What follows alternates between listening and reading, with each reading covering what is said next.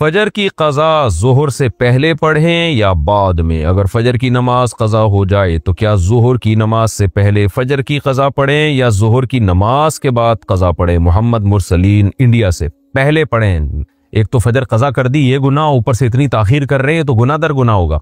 हदीस में आता है मन नाम अन सलातिन औ नसीहा फलयुसल्लिहा इदा ज़करहा फ़इन्न ज़ालिका वक़्तुहा। सही हदीस है। आप सल्लल्लाहु अलैहि वसल्लम ने फरमाया किसी की आंख न खुले नमाज में या भूल जाए तो जैसे ही याद आए या जैसे ही जाग आए फौरन नमाज पढ़े वो, और यही फिर उसका वक्त होगा। तो उसमें ताखीर करना ठीक अमल नहीं है। तो जोहर तक भी डिले ना करें उसको, ये भी गलत है। क़ज़ा नमाजें किस तरह पढ़ें? क़ज़ा नमाजें किस तरह पढ़नी चाहिए? क्या इनकी पांचों नमाजें इकट्ठे एक वक्त में पढ़ सकते हैं? वहीदुल्लाह खान कोहाट से। जी हाँ, एक वक्त में, एक दिन में आप पढ़ सकते हैं, एक टाइम पे भी पढ़ सकते हैं। 5 नहीं बल्कि वितर की कज़ा भी वाजिब है, तो वितर मिला के 6 हो जाएंगी, तो वो कज़ा इकट्ठी भी पढ़ सकते हैं। और नियत ये करनी है कि मेरे ज़िम्मे, जैसे फजर आप पढ़ रहे हैं तो नियत ये करें मेरे ज़िम्मे फजर की जितनी नमाजें लाजिम हैं उनमें से मैं सबसे पहली नमाज पढ़ रहा हूँ। तो दोबारा जब फजर पढ़ेंगे तो भी ये नियत करेंगे कि मेरे ज़िम्मे फजर की जितनी नमाजें उनमें सबसे पहली, इसलिए कि वो जो पढ़ चुके हैं वो तो ज़िम्मे में रही नहीं है ना, तो अब जो जिम्मे में रह जाएंगी उनमें सबसे पहली। तो इसी तरह पढ़ते चले जाएं, वितर भी और जोहर भी और असर भी, और उसमें सुन्नत नहीं पढ़ी जाएगी। सुन्नतों की जगह कज़ा नमाजें पढ़ सकते हैं। क्या असर और इशा की सुन्नतें गैर मुअक्कदा ना पढ़ें और इसकी जगह कज़ा नमाज पढ़ लें? किस तरह नफिल भी ना पढ़ें, तो क्या यह सही है? मोहम्मद आसिफ साहब इंडिया से। जी हाँ, सही है। ये सुन्नतें मुअक्कदा तो ना छोड़ें, लेकिन गैर मुअक्कदा कज़ा उम्री की खातिर छोड़ दें। मोहम्मद अयान लियारी से। क्या कब्र वाले सुनते हैं? अगर नहीं सुनते तो हम ये दुआ क्यों पढ़ते हैं, अस्सलामु अलैकुम या अहलल क़ुबूर? वो तो सुनते ही नहीं। इख्तलाफी मसला है। हमारी राय ये कि नहीं सुनते। कुरान मजीद की आयत है इन्नका ला तुस्मिउल मौता वला तुस्मिउस सुम्मद दुआ, कि नबी आप मुर्दों को नहीं सुना सकते। तो इस पे बहुत कुछ ले दे हुई है, बहुत कुछ कहा गया है। तो हदीस में बाज़ जगह सुनना भी साबित है। तो हमारी राय यही है, हमारे अकाबिर में से भी बहुत सौ की राय यही थी। हजरत मौलाना सरफराज खान सफदर साहब का इस पर बहुत तफसीली रिसाला है, उन्होंने भी आखिर में खुलासा यही बयान किया है। वो यही है कि असल यही है कि मुर्दे नहीं सुनते, इल्ला ये कि जहाँ सुनना साबित है तो वहाँ हम कायल हैं। जैसे कि हदीस में आता है कि जब मुर्दे को दफन करके जाते हो तो यस्मउ क़रअ निआलिहिम, वो लोगों की अभी पाँव की चौखट की जो आहट है ना, पाँव की आहट, कदमों की आहट, उसकी आवाज़ सुन रहा होता है कि फरिश्ते आ जाते हैं हिसाब के लिए। तो वहाँ यह है कि वो जब आप दफन करके जाते हैं तो मुर्दा भी सुन रहा होता है कदमों की आहट। लेकिन बाज़ उलमा की ये राय है कि ये हदीस जो है ना, ये इल्म से किनाया है। ये मुर्दे को पता होता है कि मुझे दफना के जा रहे हैं। वल्लाहु आलम, इस पेचीदा बहस में हमें पढ़ने की ज़्यादा ज़रूरत नहीं है। बहरहाल आपने पूछा है तो मेरी और हमारे बहुत से अकाबिर की राय यही थी कि कुरान की इस आयत की रोशनी में कि मुर्दे नहीं सुनते, इल्ला ये कि जहाँ सुनना साबित है। तो अल्लाह अपनी कुदरत से किसी को कोई बात सुना दे तो फिर अल्लाह पे तो कोई पाबंदी नहीं है, ना कोई चीज़ अल्लाह की कुदरत से बाहर है। लेकिन अल इतलाक़ ये कौल के जब भी आप जाएंगे कब्र पे मुर्दे सुनेंगे, तो ये कौल हमारी राय में दलील के लिहाज से कमज़ोर है।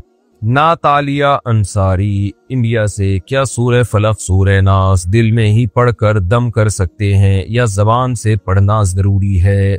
दिल में पढ़ के नहीं दम कर सकते भाई, ज़बान से पढ़ना ज़रूरी है। ज़बान से पढ़ के दम करें।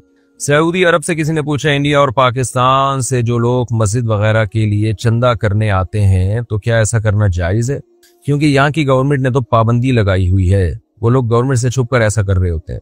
जब गवर्नमेंट ने पाबंदी लगाई है तो फिर नाजायज़ है। हुकूमत के लॉ को फॉलो करना इंतज़ामी चीज़ों में फ़र्ज़ है, ऐसे पब्लिकली चंदा करना। और मैं ये बात बार बार बता दूं कि मस्जिदों और मदरसों के नाम पे ना फ्रॉडी लोग बहुत घूम रहे हैं। जो चंदा करते हैं उनका ना कोई पीछे मदरसा होता है ना मस्जिद होती है, और बाज़ दफ़ा मस्जिद और मदरसा होता है लेकिन वो होता ही चंदे के लिए। तो इसलिए कि ऐसा नहीं हो कि कोई भी उठ के मदरसे के नाम पे पैसे मांगना शुरू कर दे, आप देना शुरू कर दें। यहाँ बहुत बेवकूफ़ बनाया जाता है। तो पहले ये देखें रिलायबल मदरसा है या नहीं है, इसकी मैनेजमेंट कौन है, ऑडिट का कोई निज़ाम भी है या नहीं है, चंदा कहाँ आ रहा है, किधर खर्च हो रहा है। जब तक ये पूरी प्रॉपर नॉलेज ना हो, इसी तरह अपनी रकमें उठा उठा के देते रहना, ये ज़ाया करने वाली बात है माल को। तो ये एक बाकायदा बहुत से लोग जो है ना इस धंधा बनाया हुआ है इन चीज़ों को। तो उलमा ऐसा नहीं करते, लेकिन उलमा के रूप में लोग ऐसा कर रहे होते हैं। किसी के चेहरे पे थोड़ी लिखा होता है कि यह आलिम है, मुफ्ती है, फ्रॉडी है, क्या है। तो लोग उलमा का गेटअप बना लेते हैं। ये जितने रूहानी आमिल हैं इन्होंने अपने नाम के साथ मुफ्ती लगाना शुरू कर दिया, मुफ्ती फलां मुफ्ती फलां। तो पाकिस्तान में कोई पाबंदी तो है नहीं, कोई भी मुफ्ती कह दे। हालांकि रूहानी आमिल तो शरीफ इंसान हो, ये बड़ी मुश्किल से, यानी बहुत ही कोई ऐसा रेयर केस होगा तो हो गया है, वरना मुफ्ती कहाँ से हो गया वो। तो अब रूहानी आमिलों पे मैं मजीद ज्यादा नहीं बोलता। तो इसलिए जो है ना, ये जो बाज लोग ऐसा करते हैं कि चार दीवारी खड़ी की और कुछ यतीम बच्चे ला के रख दिए और फिर नोट छापने की मशीन बन जाते हैं। लोग उन यतीमों के चेहरे देख देख के पैसा दे रहे होते हैं, और वो जो मदरसे का मोहतमिम होता है वो दबा के पैसा कमा रहा होता है, कोई पूछने वाला नहीं है उससे। तो इसलिए बाकायदा जब तक कोई प्रॉपर आलिम ना हो या उलमा के शागिर्द ना हो जिन पे बड़े उलमा को एतमाद हो, तो उसके बगैर ये काम ना करें आप। ये बहुत खतरनाक है। हमने इसमें इतने फ्रॉडी देखे हैं कि आपकी सोच जहां खत्म होती है ना कि यहां तक फ्रॉड हो सकता है, वहां से फ्रॉड इनका शुरू होता है। तो जो रिलायबल मदारिस हैं, जहां संजीदा सीरियस उलमा है, उनका विजिट करें, उनको जाके देखें, फिर उनके साथ ताउन करें। तो या अगर किसी भी छोटे मदरसे के साथ ताउन करना है तो पहले विजिट करें, पूरा देखें कि भाई ऑडिट कर, तुम रसीदें दिखाओ हमें, क्या हो रहा है यहाँ, कितना कहाँ से आ रहा है, या तुम पे कौन एतमाद करता है बड़े उलमा में से। तो मैं आपको बताऊं, मेरे नाम को कितने लोगों ने गलत कैश की करवाया है। मेरा भांजा है वासे, तो उसकी आवाज में जो है चंदे मांगे लोगों से कि मुफ्ती साहब का भांजा बात कर रहा हूँ। लोगों ने पैसे दिए उसको, हालांकि मेरे भांजे को पता भी नहीं कि कोई उसके नाम पे पैसे ले रहा है। कितने लोग हैं मेरे साथ आके दोस्ती लगाई, चंद दिन साथ घूमे, लोग समझे ये मुफ्ती साहब के बहुत ही क्लोज हैं, उसके बाद जाके मालदारों से ताल्लुक कायम करके अपने मदरसों के लिए चंदे करना शुरू कर दिए, हालांकि वो मदरसे भी नहीं थे उनके, ड्रामेबाजी थी। बड़े बड़े मसाइल होते हैं भाई इसमें, इसलिए आप किसी पैसों के मामले में कोई आपको बेवकूफ ना बनाए, इसलिए होशियार रहें इसमें। और सऊदी अरब में जब कोई चंदा मांगने आया तो बेचार उसका तो पता ही नहीं चलता ये है कौन, कहाँ से आया ये। यहाँ से होलसेल के हिसाब से भिखारी जाते हैं सऊदी अरब। मैंने ऐसे भिखारी देखे हैं सऊदी अरब में, चंदा कर करके ना पूरे पूरे कंटेनर बुक किए उन्होंने जहाजों में, उनका माल शिप के जरिए कराची आया है। काम उनका 5 रुपए का नहीं था धेले का, करोड़पति बन गए वो। तो होश के नाखून लेना चाहिए। एक साहब ने मदरसा बनाया भी नहीं, सरिया लाके डाल दिया, वो भी सेठों से कह दिया। तो सरिया है ना, तो फिर कंस्ट्रक्शन का काम हो रहा है, तो वो वीडियो बना के सऊदीया भेजी, अरबों को भी उल्लू बनाया और बहुत लोगों को उल्लू बना के दबा के नोट छापे उसने। तो ये कंस्ट्रक्शन का काम दिखा देंगे, देखें कंस्ट्रक्शन हो रही है। तो मदारिस के साथ ताउन भरपूर तरीके से करना चाहिए, लेकिन मदरसा हो और उसमें करप्शन ना हो, पूरा सिस्टम चल रहा उसका। तो इसलिए जो है अदरवाइज नहीं करना चाहिए। चंद मदारिस के मैं नाम बता देता हूँ। दारुल उलूम कुरंगी है, बिनोरी टाउन है, जामिया फारूकिया है, जामिया रशीद है, बिनोरिया है जो साइट में, ये कराची के मशहूर मदारिस हैं जिन पे एतमाद किया जा सकता है। और भी हैं, मैं ये नहीं कह रहा, लेकिन ये बड़े बड़े मशहूर मदारिस हैं। तो लाहौर में जामिया अशरफिया है, इसी तरह पेशावर में कुछ बड़े मदारिस हैं। तो ये काबिल एतमाद हैं, बड़े अकाबिर की रहनुमाई में ये मदारिस चल रहे हैं। अदरवाइज किसी मदरसे के साथ ताउन करना हो तो फिर आपने बहुत ज्यादा सोच समझ के ताउन करना है, देखना है कि ड्रामेबाजी ना हो उसमें। ज्यादातर अगर मैं गलत कह रहा हूं तो बहुत ज्यादा तो सही लफ्ज होगा, बहुत ज्यादा ड्रामेबाजी हो रही है। पाकिस्तान से किसी ने पूछा अगर कोई मन्नत पूरी ना करे तो इसका कफारा दे दे जो कसम का होता है, तो क्या फिर वो मन्नत खत्म हो जाएगी? नहीं जी, मन्नत की 2 किस्में देखें। एक किस्म तो ये है कि आपने मन्नत मानी क्या कि अगर अल्लाह ने मेरे मरीज को शिफा दे दी तो मैं इतने रोजे रखूंगा या इतने पैसे सदका करूंगा। अल्लाह ने मेरा ये काम कर दिया, फलां जगह मेरी शादी हो गई तो मैं इतने रोजे रखूंगा या इतने पैसे सदका करूंगा। मैं ठीक हो गया, मेरे साथ ये बीमारी चल रही है, अगर मैं ठीक हो गया तो मैं ये काम करूंगा। तो ऐसे में तो वो मन्नत ही पूरी की जाएगी, कसम का कफारा नहीं है। लेकिन अगर किसी ने मन्नत के ऐसे अल्फाज माने कि अगर मैंने फला काम किया, यानी ऐसा काम जिससे आप बचना चाहते हैं, जैसे कोई गुनाह की आदत पड़ गई तो आदमी कसम उठा लेता है अगर मैंने ये गुनाह किया या मैंने फला काम किया तो मैं जो है 1 महीने के रोजे रखूंगा या मैं 1 लाख रुपए सदका करूंगा। तो जिस काम से बचने के लिए इंसान कसम उठाता है ना, कसम को यानी मन्नत मानता है, मन्नत कसम नहीं मन्नत, कि ये काम मैंने अगर किया तो मुझ पर इतने रोजे लाजिम है, तो फिर उस काम को अगर कर लिया तो फिर उसमें उसके पास ऑप्शन होता है कि चाहे तो उतने रोजे रख ले, चाहे तो कसम का कफारा अदा कर ले। तो कसम के कफारे के तौर पे 3 रोजे होते हैं फिर। तो यानी हर मन्नत में ऐसा नहीं होता कि कसम का कफारा दे सकता है। उस मन्नत में ऐसा होता है जिसमें किसी काम को ना करने के लिए मन्नत मानी हो ताकि मैं उस काम को ना कर पाऊं, तो वो काम करने से फिर मन्नत वाजिब हो जाती है। लेकिन उसमें ये ऑप्शन होता है कसम का कफारा भी दे सकते हैं आप। वजह उसकी है कि ये हुक्म के लिहाज से जो है ना ये यमीन है, और यानी हुक्म के लिहाज से तो ये यमीन है, हाँ, और अल्फाज के लिहाज से ये मन्नत है। इसलिए इसमें दोनों ऑप्शन है। लेकिन नॉर्मली किसी ने मन्नत मानी है कि मेरा ये काम हो गया, अल्लाह ने ये काम कर दिया तो मैं रोजे रखूंगा, तो फिर वो रोजे ही है और इसमें कसम का कफारा नहीं। इंडिया के मुझे क्या हिंदू के घर में नमाज पढ़ सकते हैं? जी पढ़ सकते हैं, क्यों नहीं पढ़ सकते। राजस्थान से किसी ने पूछा, राजस्थान इंडिया से, न्याज और फातिहा क्यों नहीं दिलाना चाहिए, इस बारे में बता दीजिए, क्योंकि लोग मुझसे हर बार यही बोलते हैं कि तुम लोग न्याज क्यों नहीं देते। उनसे बोले ये न्याज का लफ्ज ही नहीं है हदीस में, और ये चलो लफ्ज बास हदीसों में नहीं होते, अमल तो मिलता है, तो अमल भी नहीं है। बताओ किन साहबी ने किस वक्त न्याज दिलाई थी, क्या किया था? ये न्याज दिलाना होता क्या है? सदका तो खैरात है, किसी भी गरीब को जब चाहो चुपके से खिला दो अल्लाह की रिजा के लिए, बस। इससे ज्यादा सदका तो खैरात की और कोई हैसियत नहीं है, बस यही हैसियत। तो 11वीं 12वीं और फिर फलाने की न्याज और फलाने की न्याज, ये नबी सल्लल्लाहु अलैहि वसल्लम, सहाबा, इम्मा अरबा, मुज्तहिदीन में से किसी से भी साबित नहीं है। फातिमा साहिबा अमेरिका से पूछती हैं, मैं शादीशुदा हूँ और साहिब औलाद हूँ, मैं मुलाजमत करती हूँ और अपने बहन भाइयों और माँ बाप की कफालत करती हूँ। इस खिदमत का मौका मिलने पर बहुत खुश हूँ। आप रहनुमाई फरमाएं कि क्या अपने माँ बाप और बहन भाई पर खर्च करना सदक़े में शुमार होगा या मुझे अलग से सदका देने का एहतमाम करना चाहिए। ये भी फरमाएं कि क्या मैं अपनी ज़कात अपने बालिग बहन भाई को दे सकती हूँ जो माली तौर पर साहिब हैसियत नहीं है। इन्हीं ये भी बताइए कि क्या मैं अपने वालिद के क़ज़ा, रोज़ों और नमाजों का कफ़ारा इनकी इजाज़त से अपने माल से दे सकती हूँ। सब काम कर सकती हैं जिन चीज़ों का भी आपने पूछा है। और जो शरीयत में रिश्तेदारों पे जो खर्च करने का सदका है ना, उसमें 2 सवाब मिलते हैं, हदीस में आता है, सदक़े का सवाब भी और रिश्तेदारी जोड़ने का सवाब भी।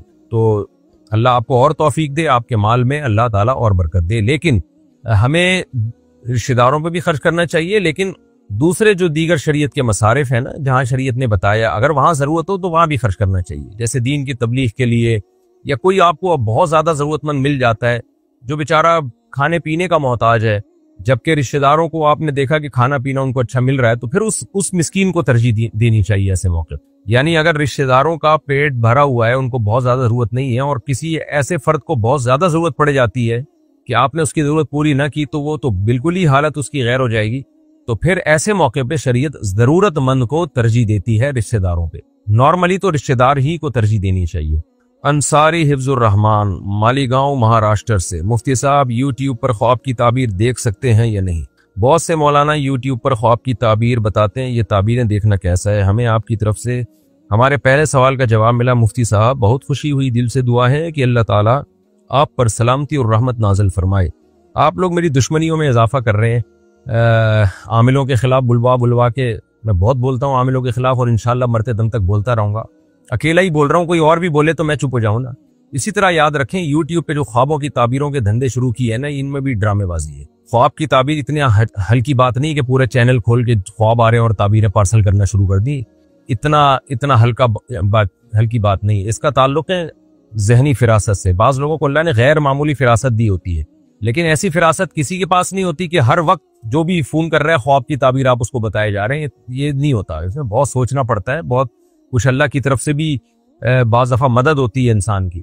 तो कभी कभार कोई ख्वाब किसी को बहुत ही अजीब सा आ जाए और उसको लगे कि ये कुछ ऐसा है जिसकी कोई ताबीर होगी, तो फिर वो किसी साहिब फिरासत बुजुर्ग के पास जाए, तो वो बुजुर्ग उसके सारे हालात को देखते हैं और उसको उसमें गौर व फिक्र करते हैं। उसके बाद जो है उसकी ताबीर मुतय्यन की जाती है। ये इतना आसान अमल होता तो अल्लाह ने यूसुफ अलैहिस्सलाम को मोजज़े के तौर पे ना दिया होता। यूसुफ अलैहिस्सलाम का तो मोजज़ा था। तो मोजज़ा किसे कहते हैं? वो काम जो आम पब्लिक नहीं कर सकती।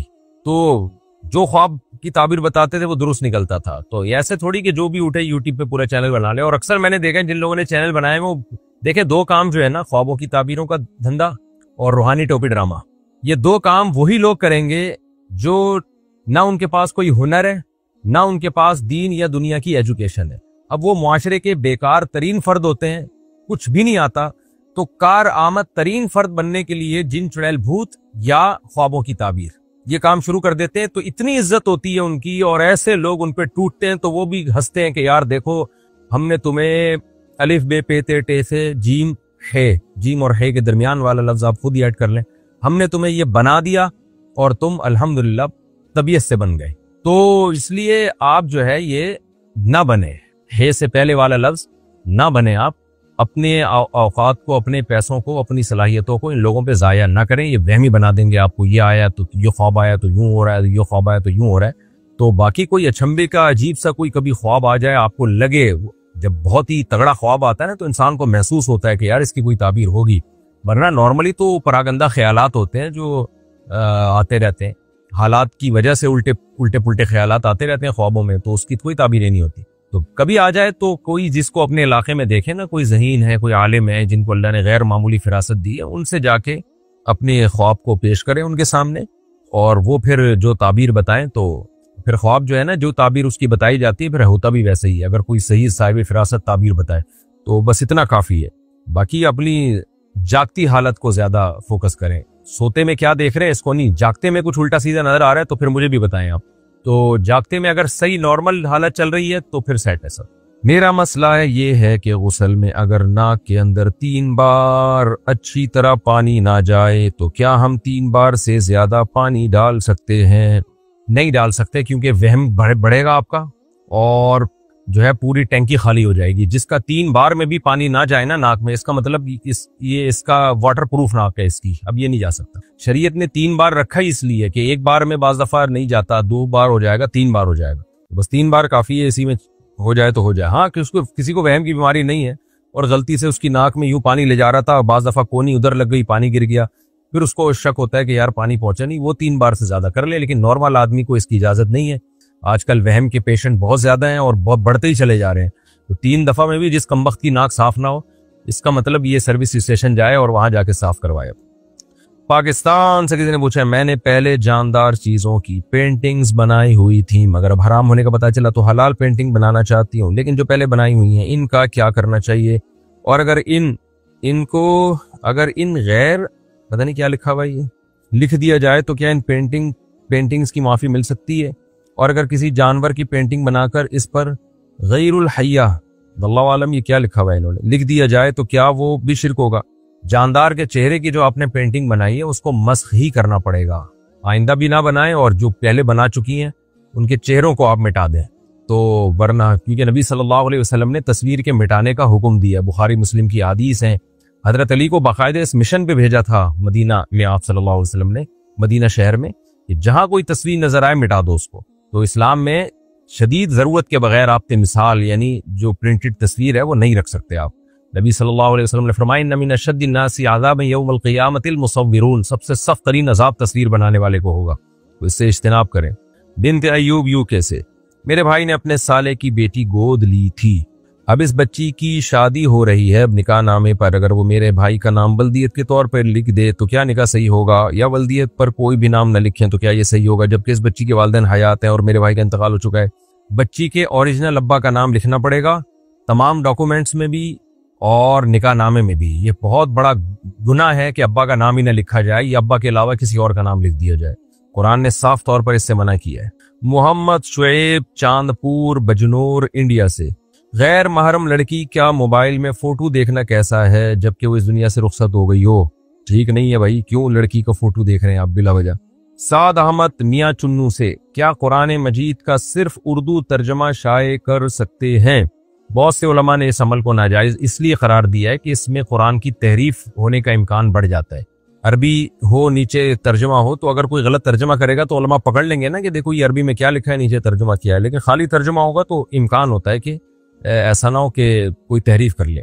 लेकिन अगर कोई मोतबर आलिम है जिसके इल्म पर वक्त के उलमा को एतमाद है, वो अगर सिर्फ तर्जमा शाया करें तो फिर इसकी गुंजाइश हो सकती है। वजह उसकी ये कि क्योंकि जो बड़े उलमा होते हैं वो उनसे इस बात का इम्कान बहुत बईद होता है कि वो गलत तर्जमा करें।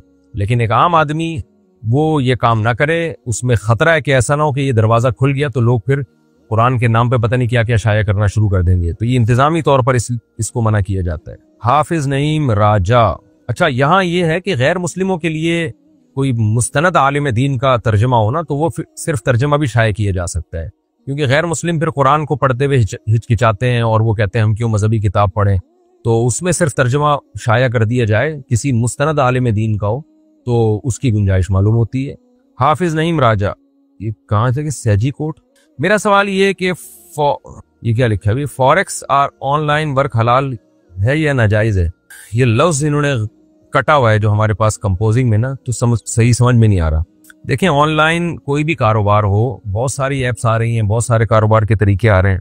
तो बार बार मैं ये बात बताता हूँ कि ऑनलाइन बिजनेस में चंद चीजों का ख्याल करें। अगर कोई चीज बेचनी है तो अपने या अपने किसी नुमाइंदे के कब्जे में लाए बगैर नहीं बेच सकते, पहली बात। नंबर 2, दो पार्टियों के दरमियान बेचने का कमीशन ले सकते हैं, लेकिन फिर उसमें बेचने वाले आप नहीं होंगे। आप ये कहोगे फलां बेच रहा है, तुम खरीद रहे हो, मैं तुम्हें अरेंज करके ये चीज दिलवा दूंगा, तो फिर ये कमीशन होगा, लेकिन वो चीज फिर आपके जमान में नहीं होगी। आप वहां से लेके जब तक वो बंदा कब्जा नहीं कर लेता, वो हलाक हो गई तो कंपनी का नुकसान होगा, आपका नुकसान नहीं समझा जाएगा। और अगर बेचने के लिए आप ले रहे हो तो मैंने जैसे पहले नंबर पे बताया कि अपने कब्जे में लें, इस दौरान हलाक हो गई तो आपका नुकसान है, कब्जे में आने के बाद फिर आप आगे बेचें। और तीसरी सूरत ये होती है कि बेचने का वादा कर लें, जो सबसे आसान सूरत है। आप बताएं ये प्रोडक्ट है मार्केट में, इतने की दूंगा, बताओ तुम लेना चाहते हो, इंटरेस्टेड हो तो मुझे बताओ। वो कहते हैं हाँ जी मैं आपसे इतने की ले लूंगा, ली नहीं है ले लूंगा। फिर आप खरीदें, अपने वकील के जरिए कब्जा करें या खुद कब्जा करें और फिर उसको बताएं कि भाई ये चीज है, अब आप बताओ। तो इस दौरान उसको यह हक होगा कि वो वापस कर दे आपको, और इस दौरान ये चीज हलाक हो गई यानी कब्जे में आने के बाद, तो आपका नुकसान है, कंपनी का नुकसान नहीं। तो फिर आप ले जाके उसको बेच देते हैं। तो ये बेचने का वादा था, बेचा नहीं है, लेकिन उसको ये ऑप्शन होगा इस वादे में कि वो जो बायर है ना वो मुकर भी सकता है, कह रहा है मैंने वादा तो किया था लेकिन अब मेरा मूड नहीं है खरीदने। ये 3 तरीकों के अलावा ऑनलाइन जो खरीदो फरोख्त के तरीके चल रहे हैं वो जायज नहीं है। इंडिया ने पूछा मेरे बाबा मेरे भाई की शादी खाला की बेटी से करना चाहते हैं, लेकिन मेरा भाई नहीं करना चाहता, वो जबरदस्ती कर रहे हैं, क्या ऐसा करना दुरुस्त है? जबरदस्ती नहीं कर सकते भाई, किसी की शादी जबरदस्ती करेंगे वो बीवी से मोहब्बत नहीं करेगा, उसको बोझ समझेगा, तो बड़े मसाइल खड़े होते हैं इसमें। मोहम्मद जुनेद भूरा वाला, मंगनी के बाद मंगेतर से बात करने के लिए सिर्री निकाह करना कैसा है, अपने दोस्त को गवाह बनाकर ताकि गुनाह से बच जाए। ये जो है ना लड़के सिर्री निकाह करते हैं, इसके साइड इफेक्ट बहुत ज्यादा होते हैं। तो लड़की का अपने वली की इजाजत के बगैर निकाह करना भी आम हालात में काबिल तारीफ नहीं है। तो जब मंगनी हो गई है तो या तो डट जाओ, जाके बोलो कि ऐसी की तैसी मेरी शादी कराओ वरना मैं रिश्ता तोड़ रहा हूँ, कहीं और शादी कर रहा हूँ। ऐसे बदमाशी से काम करें, ये खुफिया निकाह, इसके साइड इफेक्ट लड़कियों को बहुत ज्यादा होते हैं। लड़का तो कर लेता है, उसके बाद छुप छुप के मिलता रहता है, और फिर उस जब बाज दफा प्रेगनेंसी हो जाती है और बाज दफा आपस में इतने फड्डे हो जाते हैं, लड़का उसको छोड़ देता है, बहुत ज्यादा मसाइल होते हैं। तो जब एक चीज प्रॉपर वे में हो रही है थोड़ा सब्र कर लो, टाइम से पहले आगे भागने की कोशिश क्यों कर रहे हो? और अगर सब्र नहीं हो रहा तो लड़की वालों को बता दो भाई मुझसे सब्र नहीं हो रहा है, या मुझे जल्दी है निकाह की, आपने अगर देनी अपनी बेटी दे दें, अदरवाइज मैं मंगनी तोड़ के कहीं और शादी कर रहा हूँ। अब्दुल रहमान साहब इंडिया से पूछते हैं मैं जहेज के खिलाफ हूँ, मगर लड़की का शौक है कि इसके घर वाले इसको तोहफे के तौर पर चीजें और सामान भेजें, तो गिफ्ट कबूल करना जायज है या नहीं? आप मजबूत लहजे में लड़की वालों को बता दें कि मुझे जहेज बिल्कुल भी नहीं चाहिए, ड्रामेबाजी ना करें इसमें। बाज़ वो ऊपर ऊपर से कह रहे होते हैं, अंदर अंदर से होता है कि चाहिए, तो फिर भी वो दे रहे हैं तो फिर ये आपका हेडिक नहीं है। फिर लड़ाई झगड़ा ना करें, इससे इख्तलाफात होते हैं, लड़ाइयाँ होती हैं। वो अपनी बेटी को दे रहे हैं तो आप फिर जबरदस्ती नहीं रोक सकते। शमसुद्दीन अली अहमद खान इंडिया से, क्या गधे का गोश्त खाना मकरूह है? उज़्बेकिस्तान, ताजिकिस्तान, तुर्कमानिस्तान, खास तौर पर किर्गिज़स्तान और कजाकिस्तान में तो गधे का गोश्त, सुन्नी हनफी भी गधे का गोश्त खाते हैं। और ये भी सवाल है कि मकरूह काम करने से क्या इंसान को गुनाह मिलता है? गधे का गोश्त हराम है, वही सही हदीस है, हनफी हो या शाफी हो सबके नजदीक हराम है। लाहौर में खिलाया गया था, वो भी गलती से, जानकर वहां भी नहीं खाया गया है, तो हराम है, नाजायज है, नहीं खाए गधे का गोश्त, कोई मकरूह नहीं है। और अगर कोई खा रहा है तो उसको मना करें कि इंसान बनो, गधे की ये क्या खा रहे हो तुम। फहद साहब कोयटा से, कुछ अरसे कबल एक मस्जिद में मैं मौजूद था, मगरिब की नमाज के बाद पहले बयान हुआ, फिर नात पढ़ी गई, इसके बाद अंधेरा करके कलमा तैयबा वगैरह का जोर जोर से विर्द किया गया। बेदाती तो ऐसा करते ही हैं, क्या अहले हक उलमा के नजदीक भी ऐसा करना दुरुस्त है? देखें, मस्जिदों में इस तरह ओपनली अंधेरा करके इज्तिमाई जिक्र करना ये बिलाशुबा बिदअत अमल है, क्योंकि मस्जिद में जब आम पब्लिक आई हुई है तो आप उनको वही तरीका बताएं जो सुन्नत से साबित है। तो ये तरीका इज्तिमाई जिक्र, इस तरह से लोगों को इकट्ठा करना और फिर जहरन जिक्र करवाना, ये इज्तिमाई हैती है, तदाई हो रही है ना इसमें। कोई भी इज्तिमाई इबादत आप अला सबीली तदाई नहीं कर सकते। अला सबीली तदाई का मतलब होता है लोगों को बाकायदा प्रॉपर बुला के ऐलान करके। इसकी मिसाल ऐसे है जैसे इशराक के नमाज 2 रकत पढ़ते हैं लोग, तो हर आदमी अपने तरीके से पढ़ रहा होता है। अगर इमाम ऐलान करे तमाम हजरात से गुजारिश है आ जाए जी इशराक की जमात हो रही है, ये बिदअत अमल बन जाएगा।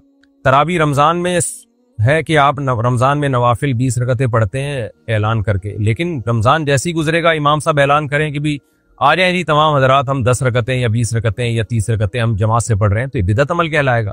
तो इसी तरह जिक्र को भी इस तरह से करना कि लोगों को जमा करना, बुलाना और फिर उनको इकट्ठा बिठा के जोर जोर से जिक्र करवाना, ये भी बिलाशुबा बिदअत अमल है जिसका खैरुल कुरून में कोई सबूत नहीं मिलता।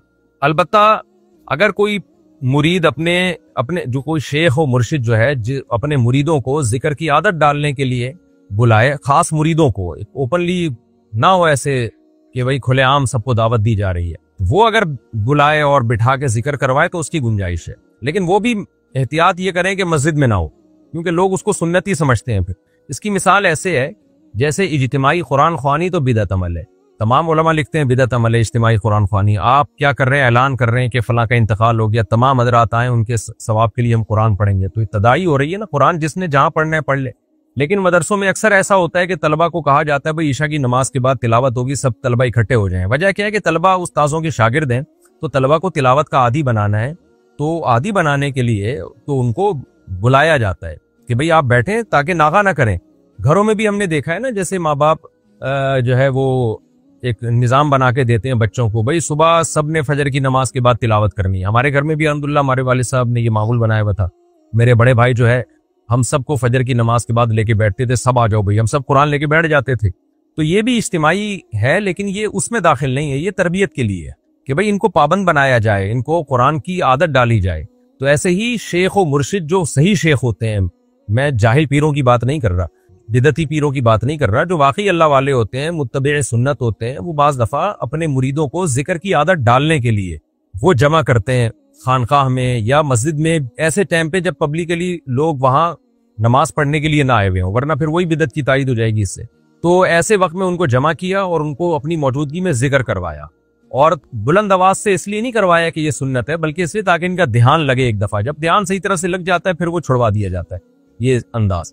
तो इतनी ये तालीम और तरबियत के लिए इसकी इजाजत है शरीयत में। तो हमारे जो बाज मशाइख लोगों को जमा करके इज्तिमाई जिक्र करवाते थे ना, वो अपने मुरीदों को जमा करके करवाते थे और उनको आदत डालने के लिए, एक टाइम पे आ जाओ भाई ताकि तुम्हें आदत हो। फिर वहाँ कैफियत होती है खास किस्म की, तो उन मुरीदों में वो कैफियत पैदा हो जाती है, तो उनको जिक्र की आदत पड़ जाती है। तो ये तालीम और तरबियत की हद तक तो ये दुरुस्त है, बशर्ते कि ये बिदत का जरिया भी ना हो और इसको सुन्नत भी ना समझा जाए। होता ये है कि तसव्वुफ में जब इस तरह के काम करवाए जाते हैं ना, तो फिर कुरान और सुन्नत का लेबल लगा दिया जाता है उसके ऊपर कि नबी से ये साबित है। भाई नबी से साबित नहीं है, सीधी सी बात है। नबी सल्लल्लाहु अलैहि वसल्लम ने जो फजीलत बयान की है वो जहरी जिक्र की बयान नहीं की है, वो सिर्री जिक्र की बयान की है। और ये जो हदीस है कि अल्लाह का जिक्र ऐसे करो कि लोग तुम्हें दीवाना समझें, तो हदीस का मतलब जब भी बयान किया जाएगा वो सहाबा और नबी के अमल ही को देख के बयान किया जाएगा। तो क्या नबी से इस हदीस का ये मतलब साबित है कि आपने ऐसे जोर जोर से जिक्र किया और सहाबा ने भी इज्तिमाई महफिलें लगाई और हा हू जो मस्जिदों में एक शोर शराबा हो रहा होता है और इस बेस पे लोग उनको दीवाना समझना शुरू कर दिया हो? जाहिर है ऐसा बिल्कुल भी नहीं है। तो नबी ने जो ये फरमाया ना कि अल्लाह का जिक्र इतनी कसरत से करो, मतलब ये है कि अल्लाह की मोहब्बत में और अल्लाह की इताअत में इतने जुट जाओ कि लोग समझें कि ये पागल है। तो आज भी कोई भी दीन पे प्रॉपर और 100% चलता है तो लोग उसको पागल ही समझ रहे होते हैं, हालांकि होते खुद वो पागल है। तो ये मतलब नहीं है कि ऐसे मस्जिदों में जत्थे लगाओ और बत्तियां बंद करके हा हू जोर से ना शोर शराबे जैसे हो रहे होते हैं आजकल, तो ये बिदत है। इसके बिदत होने में दो राय नहीं हो सकती। हम पाबंद हैं अल्लाह उसके रसूल सल्लल्लाहु अलैहि वसल्लम की। तो तालीम और तरबियत की नीयत से कोई घर का सरबरा अपने बच्चों को बिठा के जिक्र कराता है या कुरान पढ़वाता है एक खास टाइम पे, या कोई शेख व मुर्शिद अपने मुरीदों को जिक्र की आदत डालने के लिए किसी खास जगह पे जिक्र करवाते हैं, वो ठीक है। इससे ज्यादा आगे बढ़ना इसकी इजाजत शरीयत में नहीं है। लेकिन वो भी ठीक उस वक्त है जब उसको सुन्नत ना समझा जाए, सिर्फ तालीम और तरबियत ही समझा जाए उसको, इससे ज्यादा ना समझा जाए। बैरून मुल्क क्या शादी के कई साल बाद भी बाहमी रजामंदी से शौहर तलाक का हक बीवी को दे सकता है, और इसका क्या तरीका होता है? नीज निकाह नामे में जो शराइत होती हैं तो क्या बाहमी रजामंदी से वो भी तब्दील हो सकती हैं? तरीक़ेकार भी बता दें। निकाह नामे में जो भी शर्तें लिखवा लें उसके कोई फर्क नहीं पड़ता, असल है ज़बान। तो जो काम ज़बान से होता है वो तहरीर से भी होता है। तो शादी के बाद शौहर को ये हक है कि वो बीवी को तलाक का हक दे दे, लिख के भी दे सकता है, ज़बान से भी दे सकता है, चाहे वो निकाह नामे में बढ़ा के दे दे या वैसे ही लिख के दे दे। अब कितनी तलाकों का इख्तियार दे सकता है? भाई जितनी का वो दे रहा है उतनी का दे सकता है, मुंह से जितनी अल्फाज बोलेगा उतनी। अगर वो बोलता है तुम्हें तलाक का इख्तियार है तो एक तलाक रजी का इख्तियार होगा। अगर वो बोलता है एक तलाक का इख्तियार है लेकिन तलाक बाइन का, यानी एक तलाक होगी लेकिन निकाह टूट जाएगा, तो एक तलाक का औरत के पास इख्तियार आ जाएगा। अगर वो कहता है 3 तलाकों का इख्तियार है तो 3 तलाकों का इख्तियार हो जाएगा। और फिर इख्तियार कब तक के लिए होगा? हमेशा के लिए होगा। अगर वो कहता है हमेशा के लिए तो हमेशा के लिए होगा। और अगर वो कहता है कि तलाक का इख्तियार है किसी खास मजलिस में कहता है तो फिर उस मजलिस तक होगा। वो उस मजलिस में औरत ने वो इख्तियार मुस्तरद कर दिया या उठ के चली गई तो वो इख्तियार खत्म हो जाएगा। तो शौहर जितने टाइम के लिए इख्तियार दे रहा है उतने टाइम के लिए होगा, हमेशा के लिए दे रहा है हमेशा के लिए, उस टाइम के लिए दे रहा है उस टाइम के लिए होगा। लेकिन जब एक दफा इख्तियार दे दिया तो इख्तियार रिवर्स नहीं हो सकता, खूब समझ ले। फिर ये बेगम के पास वोट चली जाएगी, उसकी मर्जी है। तरीक़ेकार भी बता दिया। अगर कहीं झगड़ा हो रहा हो और आप समझते हो कि बीवी आपसे अलहदगी चाहती है और शर्म की वजह से मांगनी नहीं है अलहदगी और आप भी छोड़ना चाहते हो, तो फिर बीवी को इख्तियार दे दिया जा सकता है। यूं कह दिया जाए, अगर तुम चाहती हो तो अपने ऊपर तलाक वाक़ कर लो, मेरी तरफ से तुम्हें इजाजत है 1 हफ्ते के लिए या 2 हफ्ते तक, हमेशा के लिए नहीं देना चाहिए। वजह उसकी है कि फिर सारी जिंदगी शकी रहता है, पता नहीं यार ये रहेगी भी कि नहीं रहेगी, तो ऐसे आपने आपको क्यों लटकाया जाए। तो उसको यूं इख्तियार दे दें कि भाई तुम्हें 1 हफ्ते के लिए या 3 दिन के लिए तुम्हें इख्तियार है। तो और 1 तलाक़ बाइन का इख्तियार देना चाहिए, 3 तलाक़ों का नहीं देना चाहिए, ताकि दोबारा मियाँ बीवी चाहें तो आपस में निकाह तो हो सके ना। बाज़ दफ़ा दोनों पछता रहे होते हैं बाद में, लेकिन ये भी बहुत शदीद ज़रूरत में ऐसा किया जाए, बिला वजह ये करना भी ठीक नहीं है।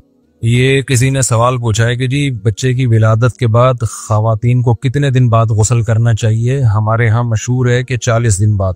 ये गलत मशहूर है। 40 दिन आखिरी मुद्दत है, इंतहाई मुद्दत है। असल ये है कि औरत कुछ जब बच्चे की विलादत होती है तो ब्लीडिंग होती है, खून आता है, वो निफास का खून कहलाता है। तो जितने दिन में वो बंद हो जाएगा गुस्ल करके नमाज पढ़ना लाजिम है। 40 दिन इंतहाई मुद्दत है कि अगर 40 दिन में भी बंद ना हुआ तो फिर 40 दिन के बाद गुस्ल करके नमाज शुरू कर दे। तो लोगों ने उसी 40 को पकड़ के बैठ गए। असल ये कि जब भी वो खून बंद हो जाएगा तो नमाज शुरू कर दे वो।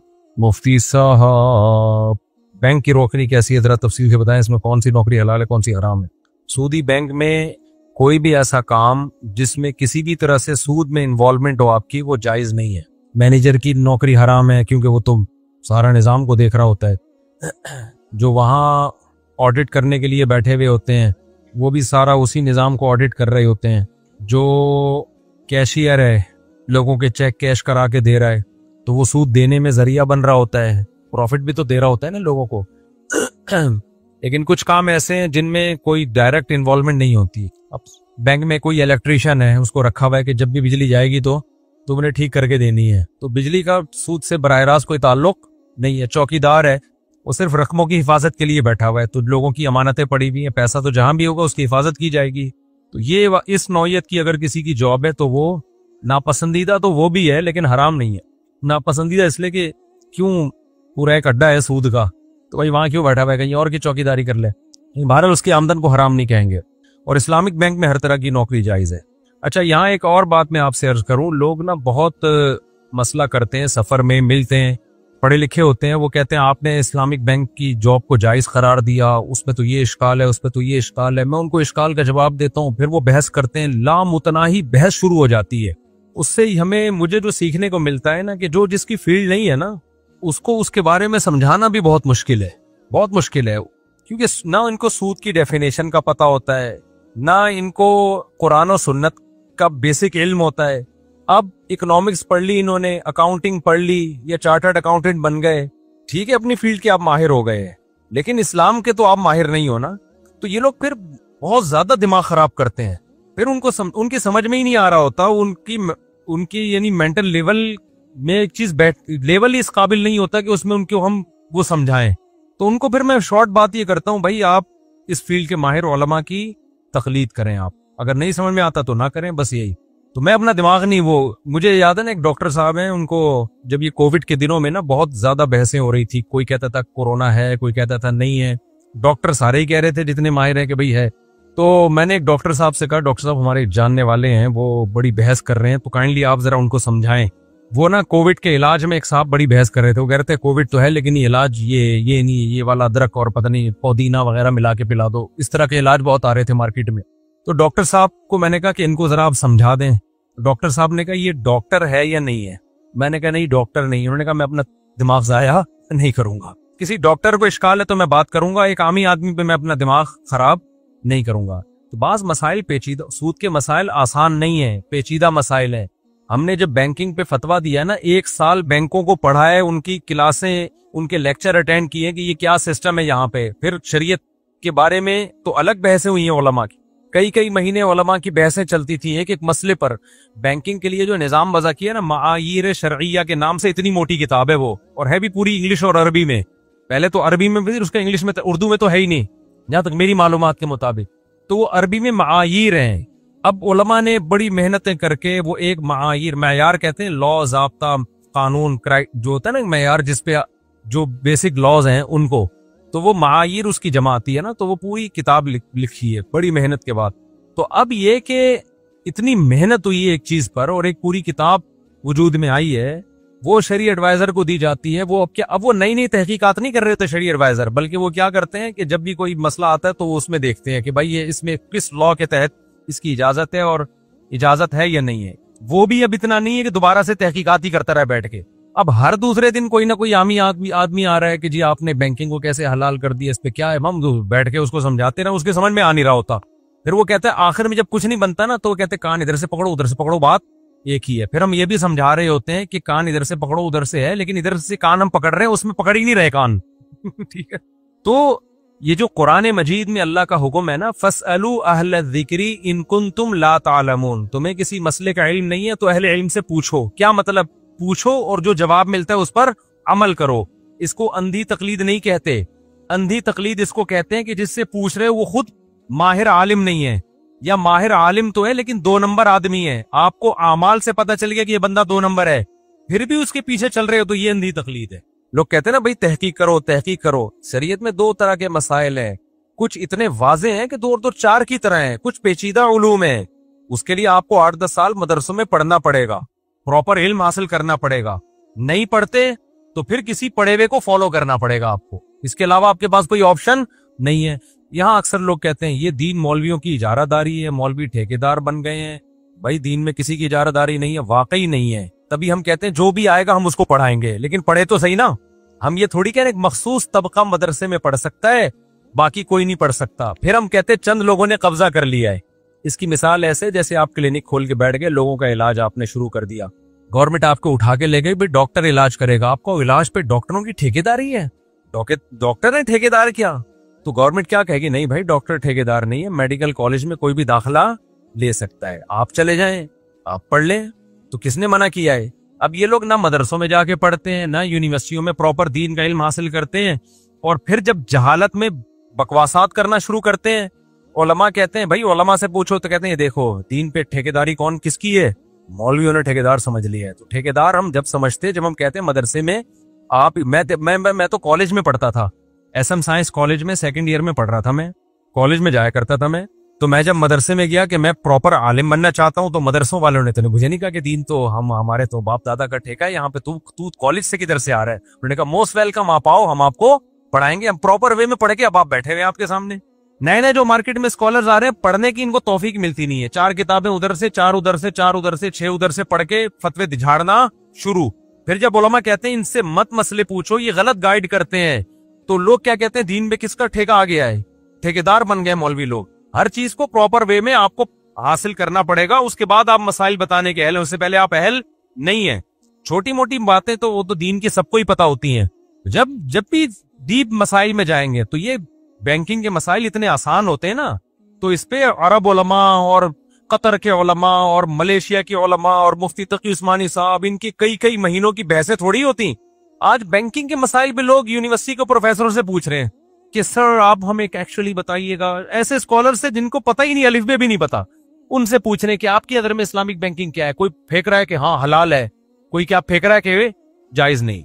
एक सहाफी है, उनसे किसी ने टीवी में सवाल किया ये इस्लामिक बैंकिंग क्या है, कहते हैं ये सब टोटली ड्रामा है।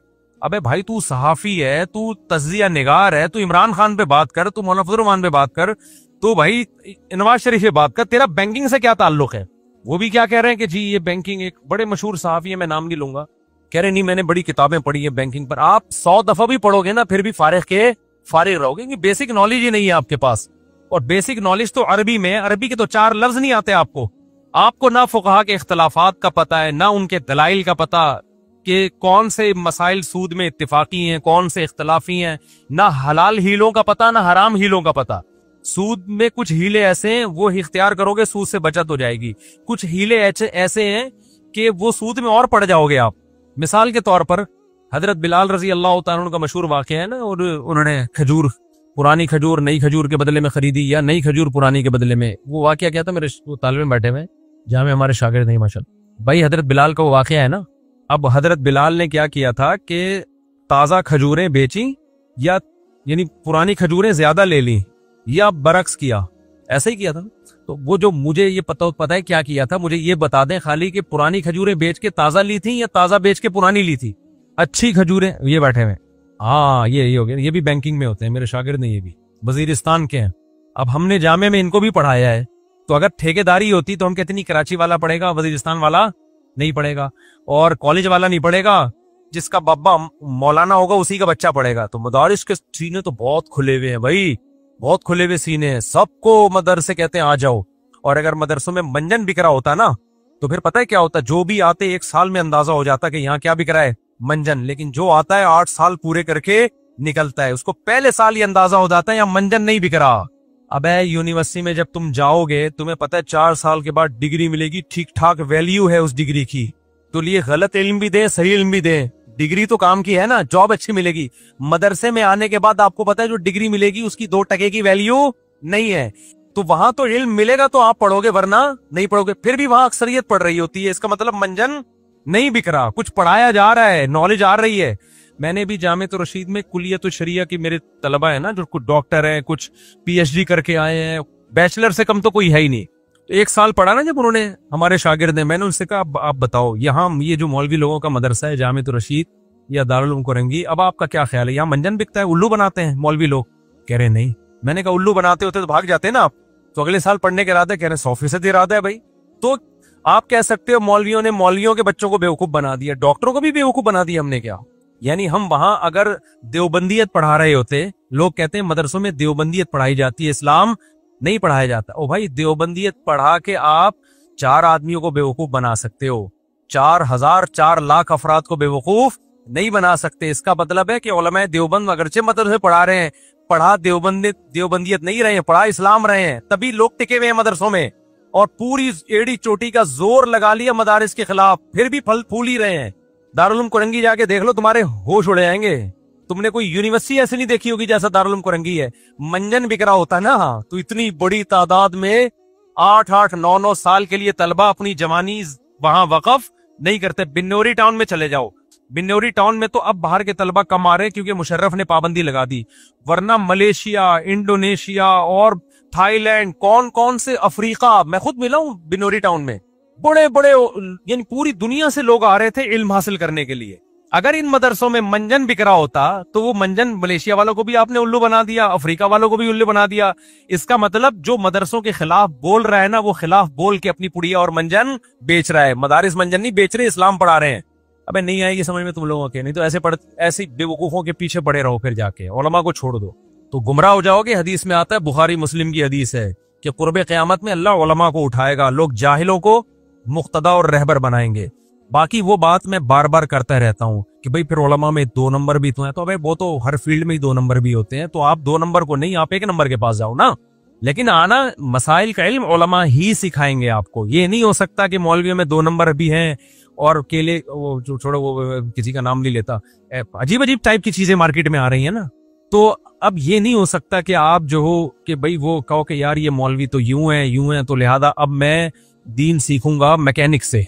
ये नहीं हो सकता भाई, ये डॉक्टर से सीखूंगा, तो ये नहीं हो सकता।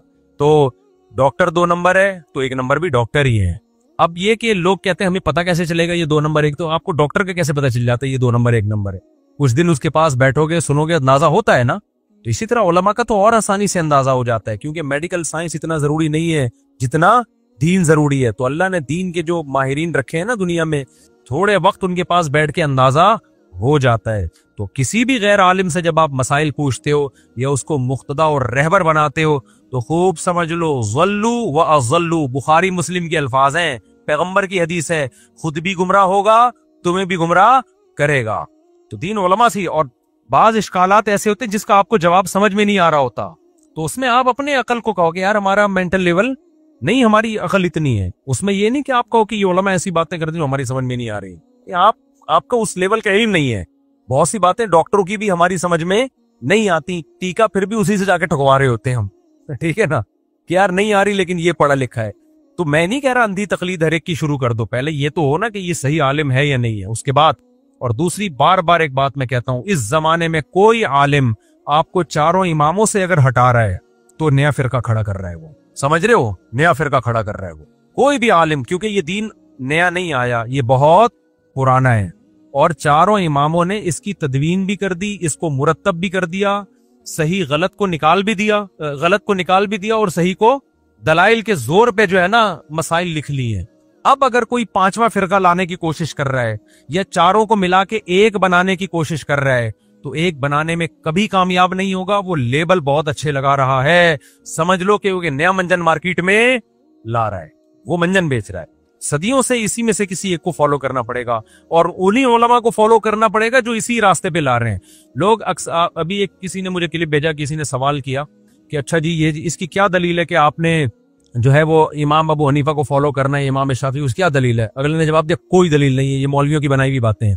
कुछ नारे बड़े अट्रैक्टिव होते हैं, अगर हम लोगों को आजाद छोड़ दें। उसने कहा कि हम सिर्फ कुरान और सुन्नत के पाबंद हैं और किसी चीज के पाबंद नहीं है। ये पता है, बाज दावे ऊपर से बड़े अट्रैक्टिव लगते हैं, एकदम इंसान खुश हो जाता है, यार बात बड़ी क्या की है इसने, जानदार यार, क्या इसे अबू हनीफा को बीच में घुसेड़ दिया, शाफी को घुसेड़ दिया। हम सिर्फ किसके पाबंद हैं? कुरान और सुन्नत। तो उस आलिम को चाहिए कि फिर वो आपसे कहे कि मुझसे ना पूछा करो, क्योंकि जब अबू हनीफा नहीं है तो फिर मैं भी बीच में नहीं हूं। फिर ये बात भी तुम्हें मुझसे नहीं पूछनी चाहिए थी, डायरेक्ट किसमें देखनी चाहिए थी? मुझे क्यों बीच में ला रहे हो? जैसे अबू हनीफा की कोई दलील नहीं है कि उनसे पूछो, तो किसी भी मौलवी की कोई दलील नहीं है, किसी की भी कोई दलील नहीं है। आप डायरेक्ट कुरान और सुन्नत से पूछो। फिर क्यों सुनते हो फलां का क्लिप? लोग कहते हैं कि वो हम इसलिए सुनते हैं कि वो हमें गाइड करते हैं, वो हमें रेफरेंस देते हैं, वो कुरान सुन्नत पेश करते हैं। तो अबू हनीफा क्या तौरात और इंजील पेश करते थे? सारी फिक़ह की किताबों में दलाइल कुरान और सुन्नत ही से लिखे हुए हैं। इमाम शाफी के उनकी शरहुल मुहज़्ज़ब जो अल्लामा नबवी ने लिखी है, जिसमें इमाम शाफी का फिक़ह इतनी मोटी क्यों है, वो इतनी जिल्दों में कुरान और सुन्नत से मुज़य्यन है। फिक़ह हंबली उठा के देखो, कुरान और सबके दलाइल मिलेंगे, फिक़ह हनफी में सारे दलाइल मिलेंगे। बात ये होती है कि ये कहते हैं कि जिसको मैं दलील कहूं ना तुम्हें उसको मानना पड़ेगा, जिसको अबू हनीफा दलील कहें उसको तुम्हें मानने की इजाजत नहीं है। जिस हदीस को मैं सही कहूं वो सही है, बाकी सारे घास खा रहे थे। जिस हदीस का जो मैं मतलब बयान करूंगा वो मतलब है, अबू हनीफा ने जो मतलब बयान किया वो खोपड़ी में। तो ये अबू हनीफा से हटा के कुरान और सुन्नत में नहीं लाना होता। मकसद इनका ये होता है कि कुरान और सुन्नत की जो 1400 साल से तशरीह हो रही है ना, वो लोग घास खा रहे थे। तशरीह मैं करूंगा कुरान और सुन्नत की क्या है, तो आप बोले काइंडली आप अपनी तशरीह साइड पे रखें, जो असलाफ से तशरीह चली आ रही है ना, काइंडली आप हमें वही बताएं। एक औरत किसी आलिम के पास गई, अफ्रीका में फिक़ह मालिकी है ना, तो किसी आलिम के पास गई और कहने लगी कि मुझे ये मसला बताएं। उन्होंने कहा कि कुरान और सुन्नत से बताऊं या इमाम मालिक का कौल बताऊं? उसने कहा इमाम मालिक का कौल बता दें आप, वो कुरान और सुन्नत आपसे ज्यादा समझते थे, क्योंकि आप जब इस्तिहाद करोगे ना उसमें गलती का इम्कान ज्यादा है, इसलिए इमाम मालिक, काइंडली इमाम मालिक का कौल। वो औरत बड़ी ज़हीन थी। आजकल के स्कॉलर्स यही कर रहे हैं, आपको मुज्तहिदीन से कटा के कर क्या रहे हैं, फिर अपनी राय मुसल्लत करते हैं। और आप एक दफा मुज्तहिदीन से कट गए ना, फिर कुरान और सुन्नत के नाम पे मंजन बेचने से ज्यादा आसान काम दुनिया में कोई नहीं है। हर आदमी उल्लू बनाने की मशीन बना हुआ है। आज असर के बाद मुलाकात के लिए कुछ लोग आए, उन्होंने कहा गामदी साहब कहते हैं कि जी वो कुरान और सुन्नत से दलाई भी देते हैं कि नबी के दौर में मुगन्निया थी, गाने वाली थी, और गिना गाने को बोलते हैं, हदीस में ये आता है। तो नबी सल्लल्लाहु अलैहि वसल्लम ये गाना बिल्कुल जायज़ है, लिहाजा ये मौसीकी हलाल और गाना हलाल। तो मुफ्ती साहब क्या दलील है कुरान और सुन्नत से? मैंने कहा आप गामदी साहब तक मेरा पैगाम पहुंचा दें। हम तो मुज्तहिदीन की अक़वाल नकल करते हैं और उम्मत का इजमा कि वहां मुगन्निया से मुराद गाना गाने वाली नहीं है। शेर व शायरी को तरन्नुम से पढ़ना भी गिना कहलाता है। कोई भी चीज तरन्नुम से, अच्छी आवाज से पढ़ना भी गिना। गिना का हमेशा गाना मतलब करना ही ठीक नहीं है। नबी सल्लल्लाहु अलैहि वसल्लम ने फरमाया मल्लम यतगन्ना बिल कुरानी लैसा मिन्ना, जो कुरान में तगन्नी नहीं करता, गिना नहीं करता, वो हम में से नहीं है। तो क्या कुरान गाना गा के पढ़ेंगे, हम गुनगुनाएंगे क्या मतलब खूबसूरत आवाज से जो कुरान नहीं पढ़ता वो? तो खूबसूरत आवाज को, तरन्नुम से, शायरी को भी क्या कहा जाता है? तो मैंने कहा अगर उनकी समझ में नहीं आया तो फिर उनसे कहें कि फिर आप मुझे ये बताएं, कोई भी स्कॉलर कहता है ना गाना गाना और मौसीकी, तो उसकी हुदूद क्या है? अगर कोई माइकल जैक्सन का डांस सुनता है, देखता है और गाना सुनता है तो हलाल है या हराम? मैंने कहा ये सारे स्कॉलर्स यहाँ के क्या हो जाएंगे? अगर ये हलाल कहते हैं ना तो लोग पकड़ के कूट देंगे इनको। अबे माइकल जैक्सन को भी सुनना जायज हो गया, उसकी मौसीकी भी। अगर कहते हैं हराम है तो फिर हराम होने की कुरान और सुन्नत से दलील बताओ। कोई कुरान, वो बार बार कह रहे थे कुरान में दिखाएं गाना कहाँ हराम है, कुरान में दिखाएं गाना मौसीकी कहाँ हराम है, कुरान में दिखाएं। मैंने कहा कुरान में दिखाओ माइकल जैक्सन या उस जैसे डांसर का गाना सुनना और उसका डांस देखना हराम है, कुरान और हदीस में दिखाओ। मेरे पास तो कोई ऐसी कुरान और हदीस में दलील नहीं है। हम तो इजमाए उम्मत को फॉलो कर रहे हैं कि नबी के जमाने में कोई मशहूर कहीं भी नहीं थी ये चीजें। आप दिखा दो। तो आप बताओ कि माइकल जैक्सन या उस जैसी कोई भी शख्सियत हमारे मुल्क में आती है और वो उसी तरह से स्टाइल में थिरकता है और उसी तरह से गाता है और वही मौसीकी की धुनों पे लोग थिरकते हैं, इसके नाजायज होने की कुरान और सुन्नत से कोई दलील बोलो ना, बताएं। तो नहीं बता सकते, तो फिर आप क्यों हराम कहते हो? उस गाने को हराम कह रहे हैं जिसको उलमा हलाल कहते हैं। सॉरी, उस गाने को हराम कहते हैं जिसको उलमा हलाल। तो इनको तकलीफ सिर्फ मौलवियों से है, वरना गाने की बहुत सारी किस्में ऐसी भी हैं कि जिनको ये खुद भी हराम कहेंगे। तो भाई उसके हराम होने की जो आपके पास दलील है ना, तो हमारे पास उससे नीचे वाले गाने के हराम होने की वही दलील है। नहीं आई बात? समझ में आ रही है बात? तो इसलिए इन चक्रों में पढ़ने के बजाय ना उलमा को फॉलो करो जो सदियों, और उन उलमा को जो आपको इन मुज्तहिदीन से कटाते नहीं है, क्योंकि वो खुद भी उसके पाबंद हैं। कल किसी ने मुझसे मसला पूछा कि भाई यूथ क्लब वालों को आप कैसा समझते हैं? मैंने कहा बहुत अच्छा काम कर रहे हैं माशाल्लाह। उन्होंने कहा नहीं, वो उनसे किसी ने मसला पूछा है। अब पता नहीं उनसे पूछा भी है कि नहीं पूछा, लोग गलत खबरें भी फैला देते हैं। लेकिन बिलफर्ज पूछा भी हो या जवाब भी दिया हो, मैं फर्जी एक मिसाल दे रहा हूँ, हो सकता है ना हो, क्योंकि जब तक पूरी तहकीक ना हो किसी की तरफ कोई बात मंसूब नहीं की जाए।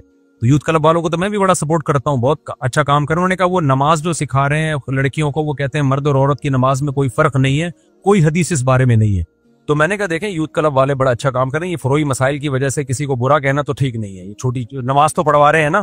तो कहते हैं फिर आपकी के पास क्या दलील है? मैंने कहा यूथ क्लब वालों से फिर मेरी पैगाम पहुंचा दें, मेरे से भी राब्ते में है और बड़ी अच्छी तरह, लेकिन मैं बहस करना नहीं चाहता किसी से इन मसलों में। ऐसा ना हो मेरा यूथ क्लब वालों से औरतों की नमाज पे मुनाजरा शुरू हो जाए। तो मैं नहीं चाहता मेरी सलाहियत इधर इस्तेमाल हो और उनकी सलाहियत मेरे खिलाफ इस्तेमाल हो। जो काम वो पॉजिटिव कर रहे हैं उनको करने दो, जो हम कर रहे हैं हमें करने दो।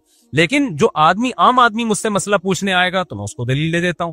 मैं कहता हूं भाई अगर वो आपको ये दलील दे रहे हैं कि औरत मर्द की नमाज में फर्क क्या है, तो आप बताओ कि भी उलमा से हमने यही सुना है। वो उलमा जो मुज्तहिदीन को फॉलो करते हैं, जो अपनी राय पेश कर रहे हैं, उनकी बात मैं नहीं कर रहा। जो मुज्तहिदीन को फॉलो कर रहे हैं सदियों से, वो ये कहते हैं औरत सिमट के नमाज पढ़ेगी, तो हम उन उलमा के फतवे को फॉलो करेंगे। रहा मसला दलील का, तो उनसे कहें भाई इसकी क्या दलील है? अगर आप कहते हो कि औरत सिमट के नमाज पढ़ेगी, इस पर कोई हदीस नहीं है, बार बार मैं सवाल उठाता हूं, अब तक कोई जवाब किसी ने नहीं दिया। इसकी क्या दलील है कि औरत सफा मरवा में चलेगी, दौड़ेगी? नहीं, कहीं भी हदीस में नहीं मिलता कि औरत चलेगी। बल्कि हदीस में तो ये मिलता है, जैसे हदीस में मिलता है जैसे मैंने नमाज पढ़ी ऐसे पढ़ो। तो हमारे अहले हदीस क्या कहते हैं? भाई नबी ने तो सिमट के नहीं पढ़ी है, तो औरतें भी सिमट के नहीं पढ़ेंगी। तो भाई इसी तरह हदीस में आता है खुदू अन्नी मनासिककुम, सही हदीस है, जैसे मैंने हज किया ऐसे हज करो। तो नबी तो सफा मरवा में दौड़े हैं, तो औरतें क्यों नहीं दौड़ रही हैं? नहीं आई बात? मेरा ख्याल है चारों इमामों का जो मजहब है ना, मजबूत बुनियादों पे कायम है, वो उसूल टूटते नहीं है। आजकल के जो स्कॉलर्स आ रहे हैं, कितने बड़े अल्लामे होंगे, मानते हैं तकवा भी होगा, भाई उन जैसा मेंटल लेवल नहीं है, वो उनकी इल्मी अप्रोच नहीं है, तभी तो पूरी दुनिया ने उनको फॉलो किया है। आज किसी स्कॉलर को इतना थोड़ी कोई फॉलो कर रहा है, बड़े बड़े अल्लामों ने उन चारों को फॉलो किया है। आज के स्कॉलर में 4 फॉलो कर रहे होंगे तो 4000 मुखालफत कर रहे होंगे। तो कौन ज्यादा लायक इत्तिबा है? इनकी तहकीक को माने या उनकी तहकीक को माने? तो उनकी तहकीक को माना जाएगा कि सदियों से उम्मत उसको मान रही है। तो ये इसकी क्या दलील है कि भाई जो ये कहते हैं ना मर्द औरत सिमट के नहीं मर्दों की तरह पड़ेगी, हदीस में नहीं है। तो हदीस में ये भी नहीं है कि औरत चलेगी। बाज लोग फौरन हदीस पेश करते हैं कि हजरत आयशा का कौल है कि तुम्हारे लिए हम में उस्वा हसना है, नमूना है, हम चलते हैं तो तुम भी चलो। पहली बात, हजरत आयशा का ये कौल किसी सही सनद से साबित नहीं है। नासिर अल्बानी रहमहुल्लाह ने खुद एतराफ किया कि ये कौल सही नहीं है। और दूसरी बात, वो भी तो हजरत आयशा का कौल हो गया ना। जब आयशा का कौल हदीस के कौल के मुखालिफ होगा तो किसको लिया जाएगा? पैगंबर के कौल को लिया जाएगा ना। क्योंकि बार बार लोग कहते हैं किसी उम्मती को पैगंबर के मुकाबले में तरजीह नहीं देनी। नबी तो कह रहे हैं जैसे मैंने किया ऐसे करो, और हजरत आयशा कह रही है कि नहीं, हम जैसे कर रहे हैं वैसे करो। तो आप जैसे अब कभी अबू हनीफा को नबी के मुकाबले में ले आते हो, कभी इमाम शाफी को ले आते हो, तो इसी तरह तो हजरत आयशा का मुकाबला भी नबी से ठीक नहीं है। और अगर हजरत आयशा ही को फॉलो करना है, हजरत आयशा तो ये भी कह के गई है, बुखारी में लिखा हुआ है कि अगर नबी हमारे जमाने की औरतों को देख लेते तो औरतों को मस्जिदों में आने से रोक देते, दलील देते कि नहीं, नबी ने क्या फरमाया, ला तमनउ इमा अल्लाहि मिनल मसाजिद, औरत भी मस्जिद में आएगी, औरत को नहीं रोक सकते आप। वहां आप हजरत आयशा के कौल को क्यों नहीं ले रहे, जबकि वो सही सनद से साबित है? तो कहीं भी उसूल जो है ना ये टिकते नहीं है। तो मैं इन लोगों से सवाल करता हूं जो औरत को कहते हैं सिमट के नमाज नहीं पड़ेगी, चौड़ी होकर मर्दों की तरह नमाज पड़ेगी और दलील मांगते हैं, तो वो दलील इस पे भी हमें दें कि औरत सफा मरवा में चलेगी दौड़ेगी नहीं। वो इस पे भी दलील दें कि औरत रमल नहीं करेगी। हम जब जाते हैं ना उम्रा करने, हज करने, तो पहले 3 चक्रों में सीना अकड़ा के करते हैं।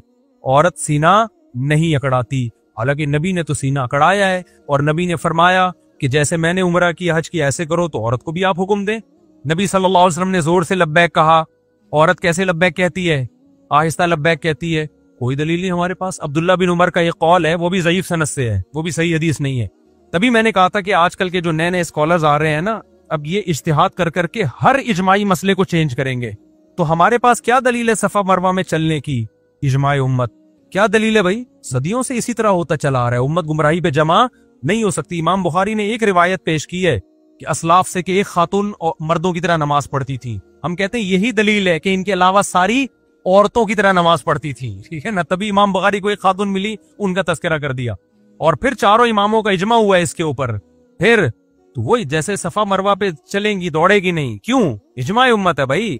लब्बैक आहिस्ता कहेंगी, क्यों? इजमाए उम्मत है। तो इसी तरह सदियों से सऊदी अरब में भी आज से 100 साल पहले आप जाए तो उनके बूढ़ों से पूछें, वो कहेंगे हमारे यहाँ भी औरतें सिमट ही के नमाज पढ़ा करती थी। तो ये तो अब चेंज हुआ है सऊदी अरब में। जैसे सदियों से 20 हो रही थी, अब 8 कर दी उन्होंने, 10 कर दी। तो सदियों से जो चीज चली आ रही है वो ठीक है, जो आज चेंज हो रही है वो ठीक नहीं हो सकती। समझते हो कि नहीं समझते हो? तो अब क्या हुआ है कि मैंने एक पेशगोई की थी कि देखना अब जो जदीद जो स्कॉलर्स आ रहे हैं ना, वो इजमाई मसाइल को चेंज करेंगे और वही कहेंगे कि इस पे कोई दलील नहीं है। और मैंने ऐसी पेशगोई कर दी थी कि देखना कुछ स्कॉलर्स फतवा देंगे कि औरत सफा मरवा में चलती क्यों है, औरत दौड़ेगी, क्योंकि चलने की कोई दलील नहीं है। तो मुझे फतवा मिल गया नासिर अलबानी रहमहुल्लाह का। उन्होंने बाकायदा फतवा दिया है कि औरत दौड़ेगी सफा मरवा में, और दलील यही दी है कि नबी जब दौड़े हैं, और बल्कि उससे भी ऊपर की दलील दी है। भाई जब नबी दौड़े हैं, बल्कि हजरत हाजरा वो तो खातून थी ना, हजरत इब्राहिम की ज़ौजा, तो जिनकी सुन्नत में हम दौड़ रहे हैं वो तो औरत थी, तो औरतों को तो और दौड़ना बनता है। अब जब उन्होंने फतवा दिया ना तो लोग हैरान है, भाई ये तो जिंदगी में कभी ऐसा हुआ ही नहीं। तो सऊदिया ही के मुफ्तियान किराम में उन पे रद्द किया। उन्होंने बोला भाई ये तो इजमाए उम्मत से साबित है, इस पे दलील की जरूरत नहीं है। तो हम कहते हैं हजरत ये भी इजमाए उम्मत से साबित है कि औरतें सिमट के नमाज। आप पुराने फतावा में कोई एक कौल तो किसी मुज्तहिद का दिखा दो आप, हम आपको दिखाएंगे अबू हनीफा की क्या कौल है, इमाम शाफी का क्या कौल है, इमाम अहमद का क्या कौल है, इमाम मालिक का क्या कौल है। ये सारे बड़े बड़े मुहद्दिसीन थे भाई। इमाम अहमद तो इमाम बुखारी के उस्ताद हैं। आप आज के स्कॉलर, अच्छा फिर लोग क्या कहते हैं, हम देवबंदियों मुफ्तियों को नहीं मानते, हम मानते हैं वो फलाने मुफ्ती वो अरबी हैं। भाई मैं नहीं कह रहा हमें मानो, इमाम अहमद इमाम बुखारी के उस्ताद हैं, हम उनका फतवा पेश कर रहे हैं। कमाल की बात है, देवबंदियों से बोझ में इमाम अबू हनीफा को भी छोड़ दिया, इमाम मालिक को भी छोड़ दिया, इमाम अहमद को भी छोड़ दिया, इमाम शाफी को भी छोड़ दिया, और किसी अरबी के फतवे को फॉलो कर रहे हैं। और लेबल क्या लगा रहे हैं कि देवबंदियों को क्या पता, इन बर्रे सगीर के मौलवियों को क्या पता। जो भी इल्म हासिल करेगा ना, वो चाहे बर्रे सगीर का हो, चाहे वो इंडिया का हो, चाहे वो बांग्लादेश का, उसको सब पता होगा। जो इल्म हासिल नहीं करेगा वो मक्का के अंदर भी पैदा हुआ होगा ना, उसको पता नहीं होगा। तो इसलिए मिलते जुलते नामों, मैं नहीं कह रहा किसी आलिम की शान में गुस्ताखियां करना शुरू कर दें, किसी अरबी या किसी सलफी, उलमा सब हमारे लिए काबिल एहतराम है, लेकिन इख्तलाफात में करोगे क्या? कुरान और सुन्नत की उस तशरीह को मानोगे जो इन अइम्मा ने तशरीह की है। समझते हो कि नहीं समझते? बार बार मैं ये मजमून इसलिए बयान करता हूं, अपना मंजन बेचने के लिए नहीं, सिर्फ इसलिए ये मजमून बयान करता हूं कि कुरान और सुन्नत के नाम पे उम्मत का शेराजा बिखर रहा है, उम्मत टूट रही है बेलगाम ऊंट की तरह। कभी कोई उधर से फतवा निकल के आएगा, वो कह रहे कुरान और सुन्नत, वो कह रहे कुरान। हमारे मस्कत में एक दोस्त है मेरी, उनसे बड़ी बहस होती रहती है। उन्होंने किसी अरबी ना आलिम का मुझे वीडियो भेजी, किसी सलफी अरबी आलिम थे, लाल रुमाल, बड़े खूबसूरत माशाल्लाह। उन्होंने किसी ने मसला पूछा कि क्या हम पर लाजिम है कि एक फ़िक़्ह को हम फॉलो करें या मुज्तहिदीन को फॉलो करें? उन्होंने कहा कल्ला, हम सिर्फ कुरान और सुन्नत के पाबंद हैं। तो उन्होंने कहा देखें कितनी मजबूत बात है। मैंने कहा ये बात बहुत मजबूत है, लेकिन इसके पीछे ये पैगाम है कि वो कुरान और सुन्नत के पाबंद नहीं थे। ये है, बाकी वो क्या कर रहे थे? वो कुरान। और मैंने कहा सऊदी अरब में जब तक फ़िक़्ह हम्बली कानूनी तौर पर मजबूत था ना, सऊदी अरब में दीन में तहरीफ का रास्ता नहीं खुला था। उलमा पाबंद थे।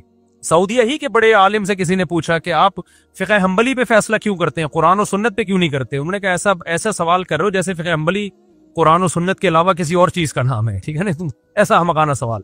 लेकिन हुआ क्या है, जब फ़िक़्ह हम्बली को सऊदिया में छोड़ा गया है ना, तो कुरान और सुन्नत के नाम पे अब क्या हो रहा है, अरब मुल्कों में अब ये होने लगा है कि गवर्नमेंट जिस चीज को हलाल करना चाहती है ना, अपनी मर्जी के मौलवी ला के कुरान और सुन्नत का लेबल लगा के मार्केट में चलता कर दिया। जैसे कि पाकिस्तान में तो बहुत पहले से हो रहा है। अगर पाकिस्तान में गवर्नमेंट एक फिका की पाबंद होती ना, या एक की ना होती, कम से कम इसकी पाबंद होती कि चारों फिका से खुरूज करने की आपको इजाजत नहीं है, इतनी भी पाबंदी होती, तो ये जो अदालत में कुरान और सुन्नत के नाम पे तहरीफ का रास्ता खुला हुआ है, ये रास्ता ना खुलता। अब जज गवर्नमेंट पता है क्या करती है? अयूब खान ने पहले ये किया था। अयूब खान को दूसरी शादी पे पाबंदी लगानी थी, तो उसने क्या किया भाई, यहाँ के मौलवियों से फतवा लिया, सबने कहा भाई हराम है, पाबंदी नहीं लगा सकते आप। उसने क्या किया, जब पाबंदी लगानी है, लिबरल सेकुलर हुकूमत बनाने, पाकिस्तान को एक लिबरलिज्म की तरफ ले जाना, मिस्र से मौलवी मंगवाए। उन्होंने कुरान और सुन्नत को आड़ा तिरछा करके ना फतवा दे दिया कि एक्चुअली हम क्या करना चाह रहे हैं कि दूसरी पे पाबंदी नहीं लगा रहे, एक्चुअली उसकी कुछ हुदूद मुतय्यन कर रहे हैं। अगर बेलगाम छोड़ दिया जाए लोगों को तो क्या होगा कि हर आदमी 4-4, 8-8 लेके घूमना शुरू करेगा, औरतों के हुकूक आए होंगे, ये हो जाएगा। ऐसी लंबी चौड़ी उसकी पूरी तहरीर हमने पढ़ी है। वो घुमा के ना, वो जो मिस्र से चंद मौलाना लोग बुलवाए उन्होंने, तो उसने यूं एक्चुअली इसको यूं करके ना पहली बीवी की इजाजत जरूरी और कुरान और सुन्नत के लेवल लगा के कानून बना के थोप दिया हमारे ऊपर। मगर जी हम पे असर, मुझ पे तो बिल्कुल भी असर नहीं हुआ, लेकिन लोगों पे क्या कर दिया, बोलो ना, थोप दिया। इसलिए उलमा कहते हैं भाई, अगर लगाम न दी ना इन लोगों को, लॉ जो सदियों से मुरत्तब है उसका पाबंद ना बनाया, तो मौलवी को कौन संभालेगा? मौलवियों में भी तो 2 नंबर होते हैं, तो 2 नंबरी का दरवाजा कम नहीं होगा बल्कि खुलेगा। जिस मौलवी के दिल में लालच होगी, अब देखो मैं जब फतवा देता हूं तो मैं उलमा के सामने जवाब दे होता हूं कि आपने निकाला कहां से है। मैं कहता हूं कुरान और सुन्नत से। वो कहते हैं कुरान और सुन्नत से तो ये भी निकाल सकते थे, ये भी निकाल सकते। तो इस पे पहलों ने, उसका भी हवाला दो कि पहलों ने क्या फतवा दिया है, कानून क्या जो मुरत्तब है, तो उसका रेफरेंस मुझे लगाना पड़ेगा, वरना मैं कुरान और सुन्नत के नाम पे कुछ भी निकाल के लोगों को बताता रहूं तो कुछ तहरीफ इससे कम थोड़ी होगी। इससे तहरीफ क्या हो जाएगी, दरवाजा चौपट खुल जाएगा तहरीफ का। तो अब क्या किया जो अयूब खान ने ना, वो लाके कुरान और सुन्नत का लेवल लगा के इतने सारे कवानीन को उटपटांग।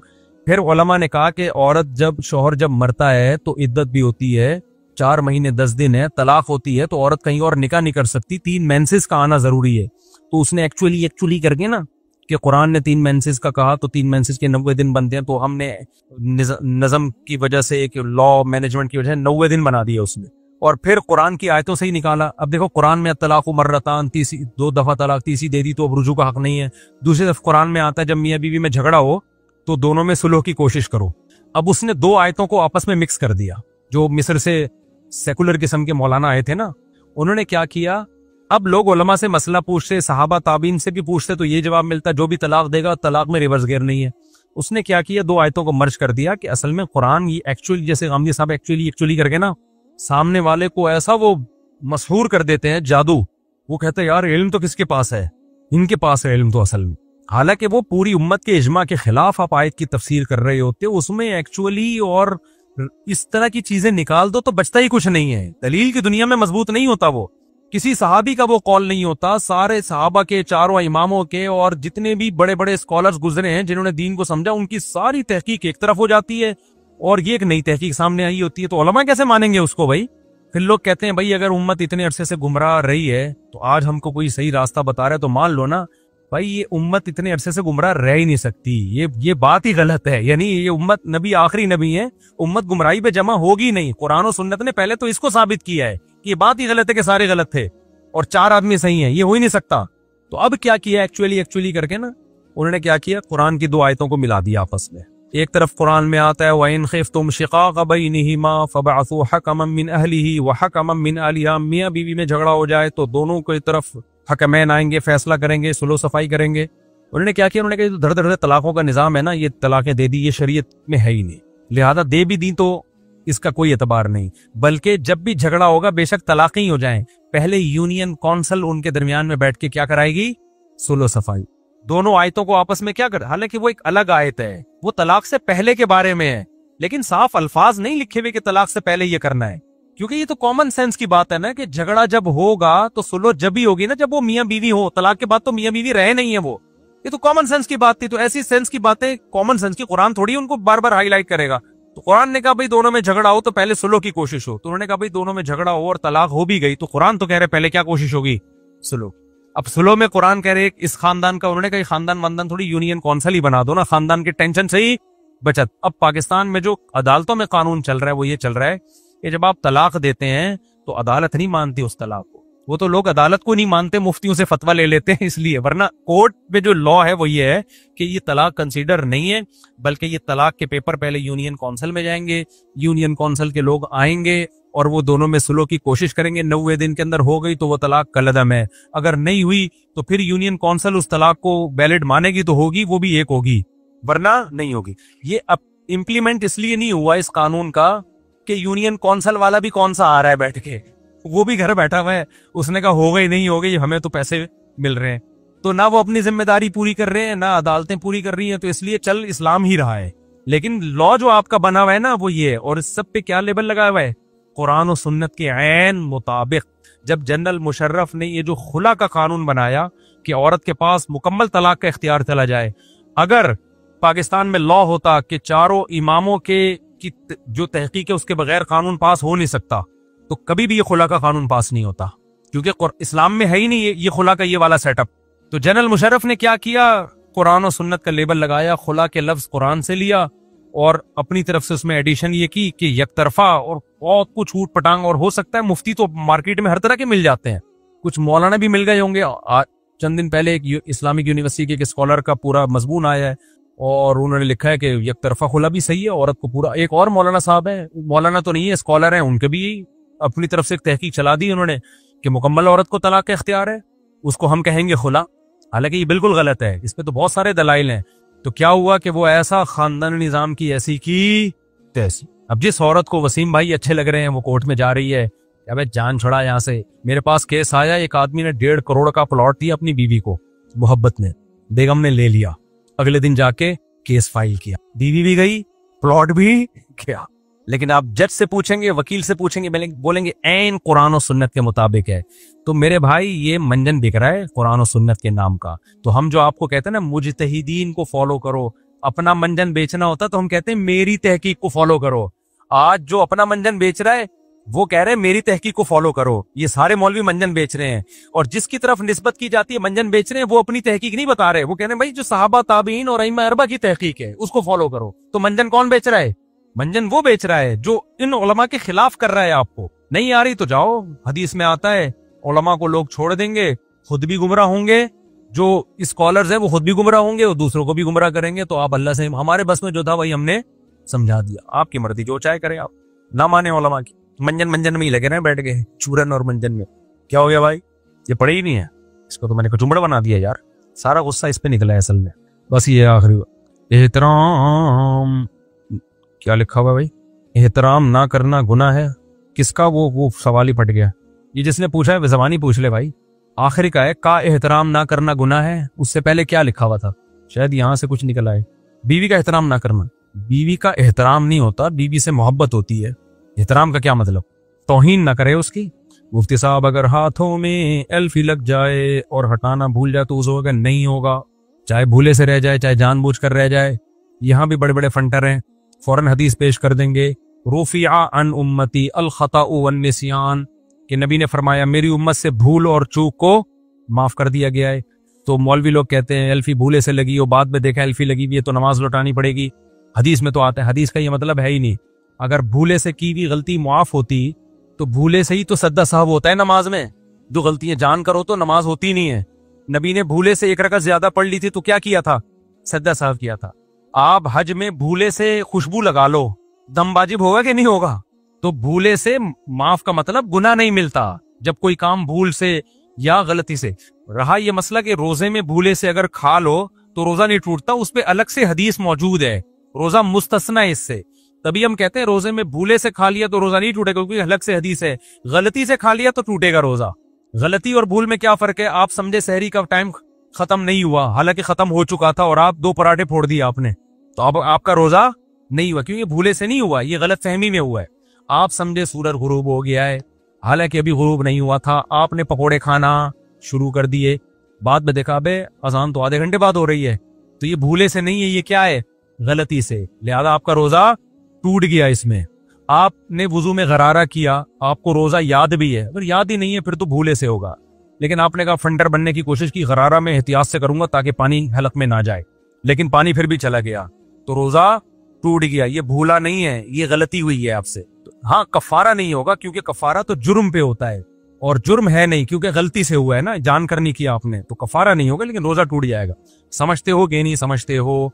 तो इसलिए अगर एल्फी लग गई ना तो नमाज नहीं होगी, क्योंकि वुजू नहीं हुआ। हदीस में आता है कि एक सहाबी की एड़ी हल्की सी खुश्क रह गई थी, तो आपने फरमाया वैलुल लिल आकाबि मिनन नार, तबाही है एड़ियों के लिए जहन्नम की आग की, जो खुश्क रह जाती हैं। तो प्रॉपर वुजू करना पड़ेगा।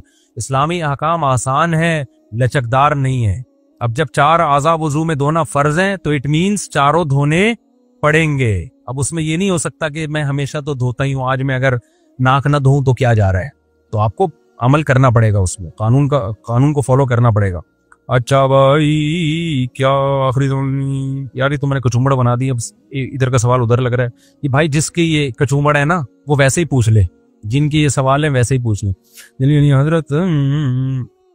हजरत मैंने सुना हजरत मुआविया अपनी खिलाफत के लिए जबरदस्ती और ताकत के जोर पर बैत करवाते थे, बिल्कुल गलत है। हजरत मुआविया ने तो हजरत अली के खिलाफ लड़े ही नहीं है। हजरत अली लड़े हैं तो हजरत मुआविया दिफा किया है उन्होंने। ऐसा नहीं है कि हजरत मुआविया ने कूफा से मदीना में ले जाके खिलाफत पे लड़ाई की हो, बल्कि हजरत अली ने उनको बैत पर मजबूर किया, तो वो नहीं कर रहे थे बैत, तो जब मजबूर किया तो दिफा में लड़े हैं वो। तो दोनों के पास अपने अपने दलाइल हैं। हजरत मुआविया का मुतालबा था उस्मान के कातिलों से, जब तक किसास नहीं लेते तो मैं आपके हाथ पे बैत नहीं हूंगा। वो समझते थे मैं इस तरह हुकूमत को दबाव में डालूंगा, जबकि हजरत अली का कहना यह था मेरे अंदर किसास लेने की ताकत नहीं है, आपको बैत करना पड़ेगा। तो ये इज्तिहादी इख्तलाफ था, इसमें कोई एक अमल भी ऐसा नहीं है जिसको यकीनी तौर पर कोई गुनाह कहा जा सके। सियासी इख्तलाफ था ये। मुफ्ती साहब, जैसा कि आपने अपनी वीडियो में कहा था कि डिजिटल में मर्दों के लोगो बना सकते हैं लेकिन खवातीन के नहीं, तो क्या ऐसी तस्वीर? हाँ, जो औरतों की शक्ल, जाहिर है औरतों की शक्ल की तस्वीर भी तो औरतों ही जैसी होती है ना, बल्कि बाज़ दफ़ा औरतों से भी अच्छी होती है। अपने तसव्वुर से जो इंसान शक्लें बनाता है ना, वो ख्याली दुनिया में तो कौन कहाँ पहुंचा हुआ होता है। तो इसलिए लड़कियों की तस्वीरें बनाना जायज़ नहीं है। एक कार्टून होता है, अगर इसमें कार्टून है ना, वो तस्वीर में दाखिल नहीं है, जो बहुत टेढ़े मेढ़े होते हैं ना। अगर वो पेंटिंग हाथ से बना रहा है तो वो तो नाजायज है, लेकिन अगर डिजिटल है तो फिर कार्टून की गुंजाइश है। मेरी पहली बीवी मुझसे नाराज होकर चली गई है। पहली बीवी का मतलब कि दूसरी भी है, और अदालत से खुला ले लिया है, हालांकि उसकी हर बात मानने के लिए तैयार हूँ। अब मैंने दूसरी शादी कर ली है और मैं इसको भी रखना चाहता हूँ, वो कैसे आएगी? भाई आप कोर्ट में जाके बयान जरूर दें। जब बीवी ने कोर्ट में केस किया कि मुझे खुला चाहिए और आप हुकूक अदा भी कर रहे हैं, आपको पता है वो नाजायज कर रही है, कोर्ट नोटिस भेजे, तो आप ये ना करें कि कोर्ट में ना जाएं। कोर्ट में नहीं जाएंगे ना तो मुफ्ती भी आपके केस को फिर हल्का समझता है। फिर बहुत से मुफ्तियान कराम खुला को सही करार दे देते हैं। वो ये समझते हैं कि भाई फिर जो औरत ने इल्जामात लगाए हैं, इसका मतलब शौहर ने उन इल्जामात को तस्लीम कर लिया है। तो बाज़ उलमा ऐसे हैं जो उसको फिर खुला को सही मान लेते हैं कि शौहर ने गोया मान लिया है, क्योंकि अगर इस पे भी हम नहीं माने तो जो वाकई मजलूम है उनकी बेचारियों का क्या होगा? भाई एक आदमी बीवी को सुबह शाम कूट रहा है, पीट रहा है ना, उसके बेसिक हुकूक भी अदा नहीं कर रहा, बेतहाशा मारता पीटता है, बहुत अजीब अजीब वाकयात होते हैं, जुल्म होते हैं। अब औरत कोर्ट में जा रही है, कमबख्त कोर्ट में आ ही नहीं रहा, तो अब तो उसके पास कोई हल नहीं है ना। उसूली तौर पर तो अदालत को चाहिए पुलिस भेज के शौहर को उठवाए, लेकिन अदालतों में इतनी कहाँ आजकल तमीज है। अदालत तो पाबंद है ना, जो ऊपर से लॉ है, तो ऊपर जो असम्बलियों में बैठेंगे वो इस पे बात ही नहीं करते। तो जाना जरूर चाहिए शौहर को, तो कोर्ट में जाए, अगर वो इल्जामात सही हैं तो माने कि ये इल्जामात क्या हैं, मैं मानता हूं और जज साहब आइंदा में ये हरकतें बोलो नहीं करूंगा, तो जज पर लाजिम होगा उसको मोहलत दे वो।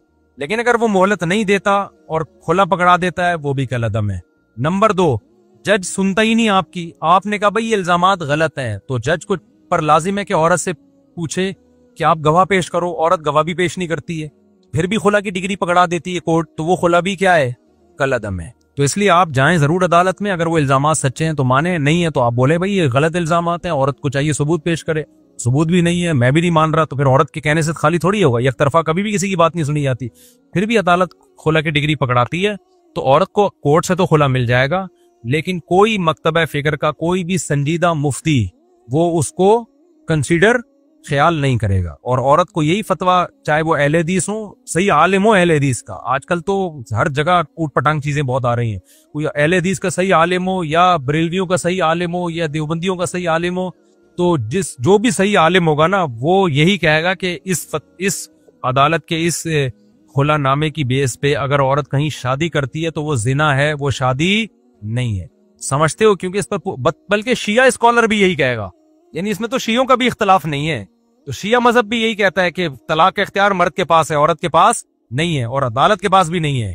चंद सूरतों में है, तो वो सूरतें तो पाई जाए ना।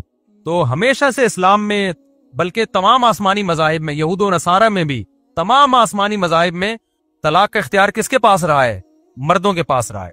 समझते हैं कि नहीं समझते? एक दफा मैंने ये बात बयान की तो नीचे किसी लिबरल आदमी ने तबसरा किया हुआ था, मजहब के सारे कवानीन उल्टे ही होते हैं। मजहब के सारे कवानीन क्या होते हैं? उल्टे ही होते हैं। अगर मजहब के कवानीन उल्टे होते और तुम्हारे सीधे होते, इसका मतलब तुम्हारे सीधे हैं, तो तुम्हारा फैमिली सिस्टम हमसे अच्छा होना चाहिए था ना।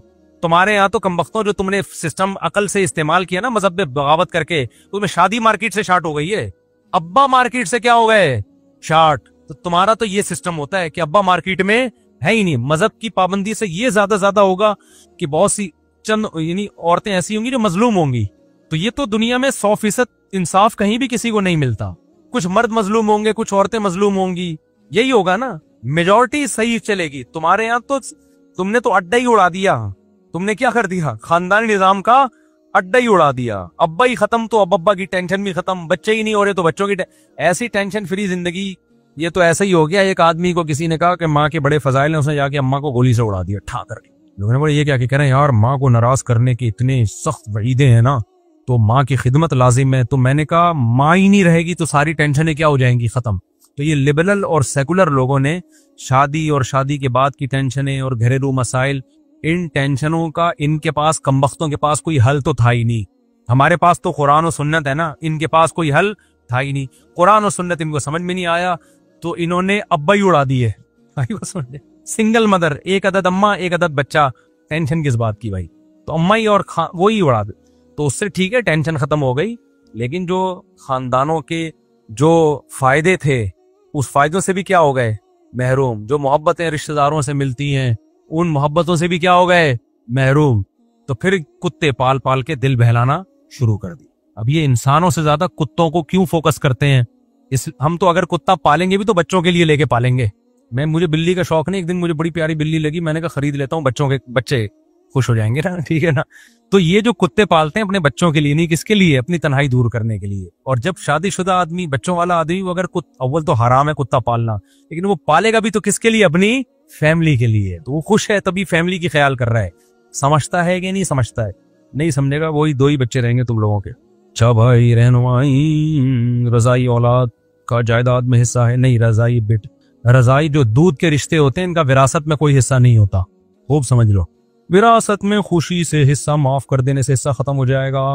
अगर पैसा है तो माफ करने से खत्म हो जाएगा। अगर कोई छोटा मकान है जिसमें बहन का भी हिस्सा है, भाई का भी हिस्सा है, और वो डिवाइड हो ही नहीं सकता, यानी डिवाइड कर दिया तो इस्तेमाल के काबिल ही रहेगा, उस मकान में भी दस्तबरदारी सही है, अपने हिस्से से दस्तबरदार होना।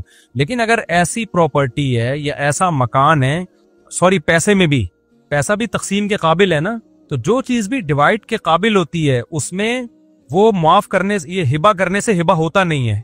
उसमें यूं होगा जैसे 1000 गज का प्लॉट है, बहन का भी हिस्सा है, भाई का भी हिस्सा है, तो पहले बहन का हिस्सा काट के अलग करेंगे आप, ये इसका हिस्सा है, फिर वो माफ करेगी तो माफ होगा। समझते हो कि नहीं समझते हो? क्योंकि माफ करना असल में यहां ये होता है कि दूसरे को हिस्सा देना, तो देने के लिए कब्जा जरूरी है। जब तक कब्जा नहीं होगा उस वक्त तक वो मिल्कियत मुंतकिल नहीं होगी, और कब्जा जब तक दूसरा वारिस उस पर कब्जा नहीं कर लेता, और उस वक्त तक कब्जा नहीं होगा जब तक इसका हिस्सा अलग ना हो ना। तो जिन चीजों में हिस्सा अलग हो सकता है उनमें अलग करके हैंड ओवर किए बगैर दस्तबरदारी नहीं होती। तो ये जो कहते हैं ना मैंने अपने पैसे माफ कर दिए, तो माफ तो उसमें जब तक अगला कब्जा नहीं करेगा ना, उससे पहले पहले औरत को हक हासिल है कि वो वापस ले ले। हाँ, माफ कर दी और उसने बैंक से निकाल के कब्जा कर लिया, अब हो गए उसके। उसने कहा मैंने ये प्रॉपर्टी माफ कर दी और उसने कब्जा कर ली, फिर होगी। समझते हो कि नहीं समझते? तो इसके बगैर नहीं होती। तो ये सिर्फ मुंह से कह दिया तो इसका कोई एतबार नहीं। मेरे भाई, जो चीज तकसीम के बाद काबिले इंतिफा हो उसमें हिबा उस वक्त तक तमाम नहीं होता जब तक वो तकसीम ना हो। तो ये मैंने इल्मी अंदाज में थोड़ा सा डिफाइन कर दिया। अब इसका मतलब बैठ के आप लोग समझते रहना। मुफ्ती साहब, जिस घर में किसी औरत की बच्ची पैदा हो रही हो इसी घर में दूसरी हमल वाली औरत का जाना कैसे? बिल्कुल ठीक है, लेकिन इसमें नहुसत बहुसत का कोई उनसर नहीं है। प्रेगनेंसी में खवातीन के बारे में ना ऊट पटांग बातें बहुत मशहूर है। फलाने को वो बिल्ली आ गई काली तो ये नहुसत है, और यूं हो गया तो ये नहुसत है। कुछ भी नहीं है। प्रेगनेंसी एक नॉर्मल चीज है।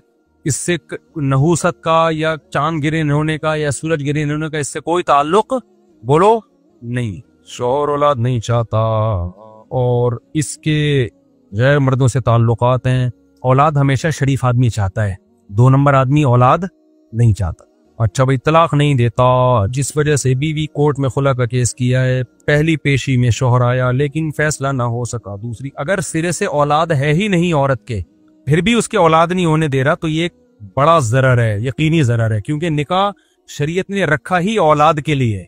तो इस बेस पे औरत खुला ले सकती है, वो कोर्ट में जाए और कहे कि मेरा शौहर औलाद पे राजी नहीं है, तो शौहर आए, वो अगर नहीं है तो फिर वो, क्योंकि ये बहुत बड़ा नुकसान है ना, ये तो निकाह की जो असल मकसद था, बुढ़ापे में कुत्ते पालेगी क्या, वो क्या करेगी बुढ़ापे में भाई। तो इस अंग्रेजों की नजर में औलाद की वैल्यू नहीं है, इस्लाम की नजर में निकाह है ही किस काम के लिए, नस्ल बढ़ाने के लिए, औलाद के लिए।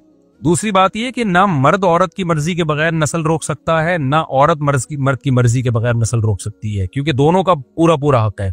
तो इसलिए इसमें कोई भी किसी पे वो नहीं कर सकता जबरदस्ती। अच्छा भाई, बाकी ये कि खुला का तरीका क्या होगा, तो ये जिस खातून ने सवाल पूछा है वो प्रॉपर वे में अपना मसला लिख के जमा करा दें। तो हमने एक पूरा फॉर्मेट बनाया हुआ है कि कोई भी औरत पे जुल्म होता है ना, तो कोर्ट में किस तरीके से केस करेंगे तो खुला शरई खुला होगा। तो हम लोगों को सिर्फ ये नहीं कहते कि अदालत का खुला गलत है, बल्कि ये भी बताते हैं कि अगर ये एक नौयत का जुल्म हो रहा है तो इस तरह से केस किया जाए और गवाहों से साबित किया जाए उसको, तो फिर वो खुला क्या हो जाएगा। तो किसी खातून को सच्ची मुच्ची में खुला किसी माकूल वजह पे चाहिए ना, तो वो भी उलमा से राब्ता करें, तो उलमा फिर उनको तरीका बताएंगे कि ऐसे कि खुद अदालत से भी हो जाए और शरीय लिहाज से भी फिर उस पर कोई एतराज ना हो सके। बस हो गया। और कोई किसी ने कोई सवाल पूछना है तो पूछ लें भाई। जी भाई, बस 2-3 सवाल लेके छुट्टी। बस देखें, बाज लोगों को ना हर चीज में टांग अड़ाने का शौक है, उनकी स्टडी नहीं होती, मुताला नहीं होता, हर चीज में राय देनी है। हमारे यहाँ हर आदमी हर चीज में क्या बना हुआ है। मैं 20 सवाल लोग मुझसे आगे पूछते हैं, इसके बारे में आपकी क्या राय है, मैं जवाब नहीं देता। मैं कहता भाई मुझे इसकी पूरी नॉलेज नहीं है। लोग कहते हैं नॉलेज हासिल कर लें, मैं कहता हूं मैं नॉलेज हासिल कर ही नहीं सकता, क्योंकि मैं इस फील्ड का हूं ही नहीं, और मुझे नॉलेज हासिल करने में इतना टाइम लगेगा कि इस टाइम में मैं अपनी फील्ड में ज्यादा नॉलेज हासिल कर लूं। लेकिन आज बाज स्कॉलर ऐसे आ रहे हैं, जो पूछो आप उनके पास जवाब मौजूद है। तो ये जिसको सब कुछ आता है ना, समझ लो उसको कुछ भी नहीं आता। सब कुछ जिसको आता है उसको कुछ भी नहीं आता। किसी के बारे में तबसरा करने में बहुत स्टडी करनी पड़ती है आपको। एक साहब मेरे पास आए, मुझे किसी सियासतदान का नाम लेके उन्होंने मुझे बताया कि आपको पता है उसने करोड़ों रुपए की करप्शन की और इतने प्लॉट निकले हैं उसके पास से। मैंने कहा मुझे बिल्कुल भी नहीं पता। तो और मैंने कहा मुझे ये भी पता है कि आपको भी नहीं पता। कह रहे नहीं मुझे तो पता है। मैंने कहा आपको कैसे पता। कह रहे हैं वो फलाने सहाफी टीवी में फलाने ने डिमकाने ने ये। मैंने कहा भाई एक टीवी में फला सहाफी ने फला सहाफी ने, तो ये सहाफियों का आपको पता है कि ये सही कह रहे हैं। बहुत से सहाफी तो ऐसे होते हैं, उनको तो कभी एस्टेब्लिशमेंट की तरफ से एक ऑर्डर दिया जाता है, कभी फरीके मुखालिफ जो हिज़्ब इख्तिलाफ में होते हैं उनको कभी ऑर्डर दिया जाता है, तो वो उसी ट्रैक में चलना शुरू कर देते हैं। किसी के बारे में राय कायम करना ये आसान काम नहीं है। हाँ, कुछ मशहूर हैं, वो तो इतनी शोहरत अल्लाह ने उनको गैर मामूली अता फरमाई है कि उनमें तहकीक की जरूरत ही नहीं। वो अल्लाह जब किसी को नवाजने पर आता है तो बहुत नवाजता है। वो मशहूर हैं चोर, तो वो तो तवातुर से साबित हो गया ना। वो तो मैं नहीं बताता यार। एक जगह मैं गया, वो मैंने तो खुद जाके तहकीक की है, तो मुझे लोगों ने बताया, एक आदमी नहीं, जो बेचारों की जमीनें जिन पे कब्जा किया वो खुद बता रहे थे ये हमारे मामू की जमीन थी, इस पे फला ने कब्जा कर लिया, ये हमारे चाचे की। फिर एक नहीं है, पूरा इलाका बता रहा है। अब मैं इलाके का नाम लूंगा तो आप समझ जाएंगे ना कौन है। वैसे तो आप खुद ही समझे हुए, सबको पता है। खैर, तो वो तो तवातुर के साथ साबित है ना, तवातुर के साथ। लेकिन नॉर्मली जब किसी शख्स के बारे में आप बात करें ना, स्पेसिफिक किसी मर्द के बारे में या औरत के बारे में, तो सहाफियों से ना उनको गलत का हो सकता है, वो सहाफी सही कह रहा हो। तो उन्होंने मुझे बताया कि इतनी करोड़ों की जायदादें उसने 2 नंबर पैसे से बनाई हैं। मैंने कहा हो सकता है आप जितने करोड़ बता रहे हो उससे 10 गुना ज्यादा की जायदादें बनाई हो, लेकिन मेरे पास इसकी नॉलेज नहीं है और आपके पास भी नहीं है, इसलिए चुप रह जाओगे ना तो बख्शे जाओगे। बिला तहकीक इल्जामात मत लगाओ किसी। तो ये जो है ना हमारे यहाँ ये बहुत बड़ा मसला है कि जब कोई मशहूर होता है ना, तो हर चीज में उससे इंटरव्यू लिया जा रहा होता है और वो हर चीज का जवाब दे रहा होता है। तो ये नहीं होता भाई, हर चीज का हर एक को नहीं पता होता। तो इसलिए चुप रहना सीख लेना चाहिए। आप बोलो भाई मैं ये पता है, मैं इसके बारे में आपको बता सकता हूँ। इसके अलावा अभी वो राजा ज़ियाउल हक साहब की एक बड़ी अच्छी बात सामने आई। उन्होंने कहा कि इल्म उलमा के बारे में मैं नहीं बता सकता, मैं एथियज्म और सेकुलरिज्म पे मैं बड़ा माहिर हूँ, उसके बारे में आप जो। मुझे बड़ा अच्छा लगा स्टाइल कि भाई ये मसाइल जो है ना फिक़ी, ये उलमा का काम है। राजा ज़ियाउल हक साहब एक मजहबी स्कॉलर ही हैं, वो एथियज्म और जो सोशलिज्म और ये जो कम्युनिज्म है इस पे बड़ा उनका स्टडी है। तो किस लोगों ने उनसे पूछना शुरू किया ना ये मसला, उन्होंने कहा भाई ये मसाइल बताना मुफ्तियाने किराम का काम है, मेरी फील्ड एथियज्म। और वाकई उसमें बड़े एक्सपर्ट हैं वो, क्योंकि एक चीज को फोकस किया ना, एक चीज को ही फोकस कर सकता है इंसान ज्यादा। तो अब जनाब राजा ज़िया-उल-हक साहब तो वे थोड़े से मशहूर हो गए, तो अब वो तलाक के मसले भी बताना शुरू कर दें, तरावी के मसले भी वही बता रहे हैं, इमरान खान पे तबसरे भी उनके आ रहे हैं, जनरल बाजवा पे भी रिपोर्टें पेश कर रहे हैं। अगर वो ऐसा शुरू कर देना तो मैं पता है क्या समझूंगा, तो जिस चीज पे वो रिपोर्टें आ रही है ना, मुझे उस पर भी एतमाद क्या हो जाएगा, खत्म। कहूंगा भाई ये एक आदमी हर चीज में ही फंटर कैसे बन गया यार, इसके पास इतना टाइम कहाँ है, इतना टाइम नहीं होता किसी के पास। तो जो शख्स हर चीज में ही फंटर है, इसका मतलब वो किसी भी चीज में फंटर नहीं है। तो ये दिमाग बना लो अपना, तो ये सारे मसले हल हो जाएंगे इंशाअल्लाह। सल्लू अलल हबीब। और कोई मसला भाई मैं देवबंदी बरेलवी अहले हदीस की बात नहीं करता, जिसका भी अकीदा शिरकिया हो, जो वाज़े लफ्जों में या अल्लाह मदद या रसूल अल्लाह मदद का कायल हो, और उसका अकीदा ये हो कि हम जहां से भी नबी को पुकारें, नबी हमारी पुकार को सुनते हैं और हमारी पुकार में हाजत रवाई करते हैं, अल्लाह ने आपको इख्तियारात दिए हैं। तो चाहे वो देवबंदी हो, बरेलवी हो, अहले हदीस हो, उसके पीछे नमाज नहीं होती। अब ये इतना ब्रॉड माइंडेड बनना कि हर एक के पीछे नमाज हो जाती है, हम फिरका परस्त नहीं, हम सबके पीछे नमाज पढ़ लेते हैं, नहीं भाई हम तो नहीं पढ़ते सबके पीछे नमाज, ठीक है ना। अगर आप इसको फिरका परस्ती समझते हो, एक बाउंड्री है इस्लाम की कि अकीदा तो कम से कम शिरकिया ना हो ना। क्या कादियानी नमाज पढ़ाएगा मैं पढ़ लूंगा उसके पीछे? मैं थोड़ी पढ़ूंगा नमाज उसके पीछे। तो कादियानी ने खत्म नबूवत का इनकार किया, तो शिरक तो खत्म नबूवत के इनकार से भी बड़ा जुर्म है। तो जो साफ लफ्जों में शिरक कर रहा हो, हाँ हम बिला वजह फतवे नहीं लगाते। बाज दफा लोग या रसूलुल्लाह मदद कह देते हैं, लेकिन जब उनसे मतलब पूछा जाए तो बड़ा डिटेल में उनके मतलब होते हैं, जो वो ही जाने अल्लाह ही जाने। लेकिन वो साफ लफ्जों में कह रहे हैं नबी हर जगह मौजूद हैं, नबी हाजत रवाई करते हैं, मुश्किल कुशाई करते हैं, नबी बशर नहीं है, नूर है, इंसान होने से इनकार कर दिया। ये तो कुरान की बेसिक का इनकार है भाई।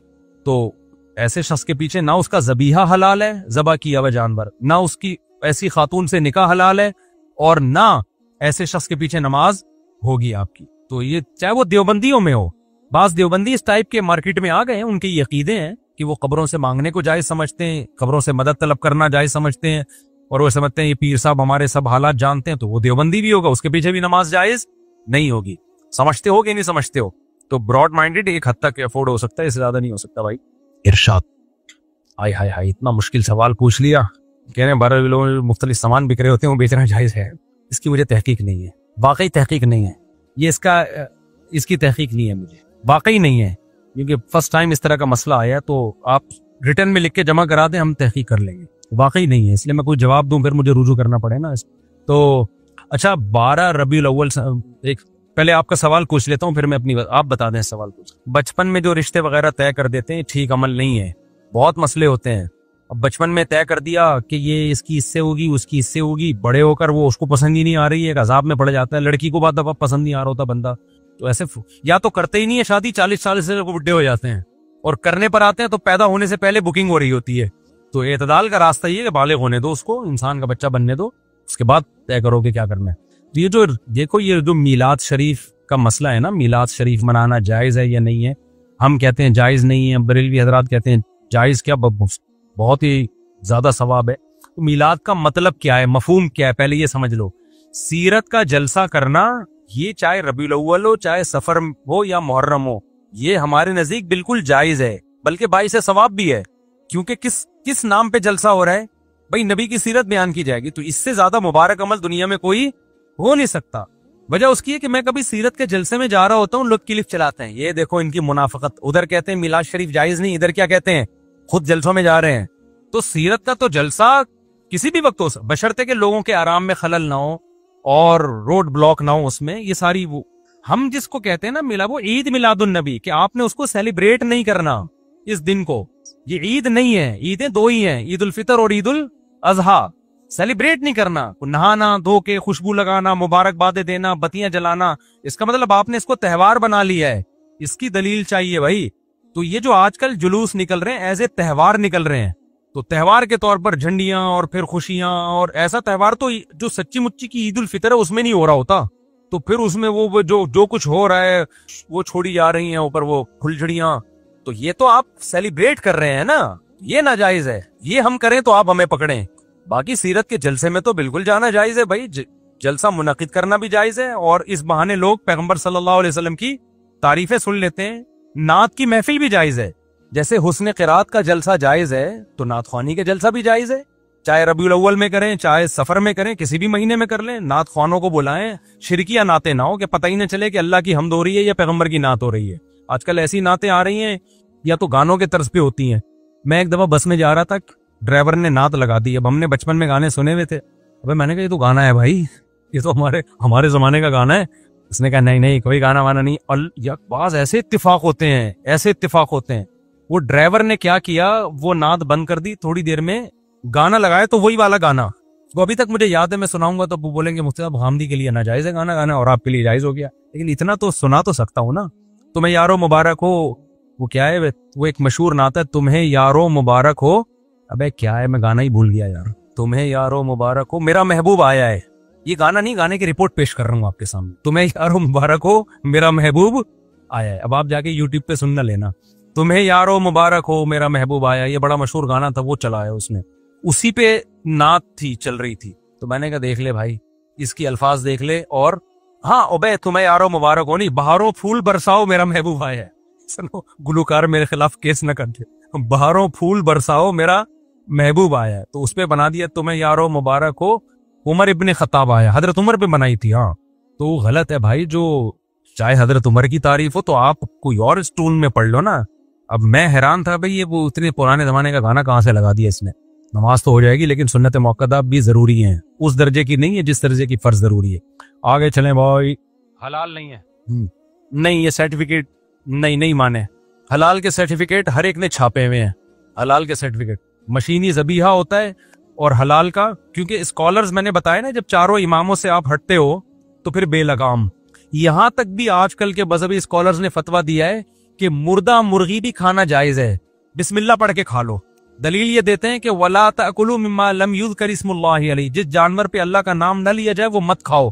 तो ये तो अल्लाह का नाम हमने ले लिया ना, लिहाजा ये खाओ।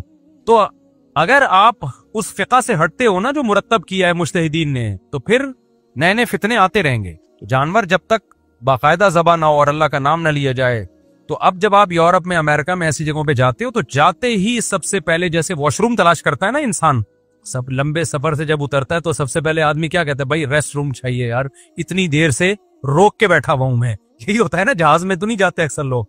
तो ऐसे ही उतरते ही सबसे पहला काम यूरोप अमेरिका में ये किया करो, लोगों से तहकीक करो यार हलाल फूड कहाँ मिलता है, ज़बीहा कहाँ, वहां जाओ, फिर वो लोग बताएं हलाल है, क्या कैसे पता चला हलाल है। तो अगर कोई मुसलमान है वहां पे गवाही देता है कि भाई मैं अपनी आंखों से देखता हूँ कि बाकायदा स्लॉटर हाउस में ज़बा हो रहे हैं, हम तो आपको लगता है कि ये मुसलमान है, सच बोल रहे हैं, तो फिर मान लो उसके बाद। अदरवाइज उसको अक्सर लोगों को पता नहीं होता, तो ठप्पे वप्पे इस टाइम इसका एतबार नहीं है। हर चीज, ऐसी चीजों पे भी ठप्पे हलाल के लग रहे हैं जिनमें हलाल और हराम का तस्वुर ही नहीं है, जो खाने की चीजें हैं ही नहीं, उन पे भी ठप्पे लग रहे होते हैं। किस चीज के? टोपी पे ठप्पा लगा हुआ है हलाल, क्योंकि ठप्पे जब उन्होंने बनाए तो गलती से ना लगाए चले जाओ तो वो हर एक पे ही लग रहे होते हैं। कोई भरोसा नहीं, आप जाओगे आप पे ठप्पा लगा देंगे हलाल है भाई, लोग आपको ज़बा करके खा जाएं, तो वो ठप्पे फ्री में बिक रहे हैं, तो उसकी साइड उसका कोई एतबार नहीं होता। तो तहकीक किया करो, और अल्लाह का शुक्र है अब बहुत सारी जगहों पे हलाल मिलने लगा है। नहीं तो फिर जिंदा मुर्गियां खरीद के घर में लाओ, चुपके से ज़बा करो, छप्पड़ में लेकर आओ, ज़बा करो। और वहां पाबंदी इस बात पे है कि शोर शराबा नहीं होना चाहिए। जैसे हमारे यहाँ गाय कटती है ना, पूरे मोहल्ले को पता चल रहा होता है इनके यहाँ गाय कट रही है, 2-4 आदमी उसमें कटते भी हैं, पहले गाय के कटने से पहले वो कटते हैं, लगड़े भी हो जाते हैं, गाय ने लात मारी उछल के वहां गिरा, तो ये इसकी इजाजत नहीं है वहां पे। वो कहते हैं चुप, और खून बाहर नजर नहीं आना चाहिए, सही है ना। तो ऐसे एहतियात के साथ अगर वहां जानवर अंदर ले जाएं तो फिर वो भी कहते हैं ठीक है भाई, आपका मसला है, जानवर ज़बा करके खा रहे हो, हमें क्यों टेंशन दे रहे हो। तो फिर ऐसे तमीज से कर लें आप। बहुत से लोग ऐसा करते हैं यूरोप में और अमेरिका में, वो जानवर घर में लेकर आते हैं, कोने में ले जाके ज़बा किया, तो गवर्नमेंट को इस पे कोई एतराज नहीं होता। लेकिन बाज़ जगहों पर इस पे भी पाबंदी है, घर में लेके ही नहीं आना है, तो फिर स्लॉटर हाउस चले जाओ आप, वहां जाके ज़बा कर दो। तो बहुत सारे तरीके हो सकते हैं। नहीं, फिर भी नहीं है ना, तो यहां से निहारियां डब्बों में पैक करके ले जाओ, एयर टाइट डब्बों में निहारियां पैक होती हैं, बिरयानियां पैक होती हैं, दे धनाधन यहां से जा रहा है माल, तो डायरेक्ट यहीं से मंगवाओ। आप कहोगे ये तो महंगा पड़ेगा, सस्ता आदमी वहां जा ही नहीं सकता है। वो बैंक स्टेटमेंट देखते हैं कि तू सस्ता है या महंगा। अगर तू सस्ता है तो कहते हैं ऐसे गरीबों के लिए हमारा मुल्क नहीं है, तुम यहां भी आके पेट्रोल महंगा करोगे, वहीं रहो अपने मुल्क में। तो पैसा होता है तो जाता है ना इंसान। कोई आखिरी सवाल बस, सच्ची मुच्ची का आखिरी।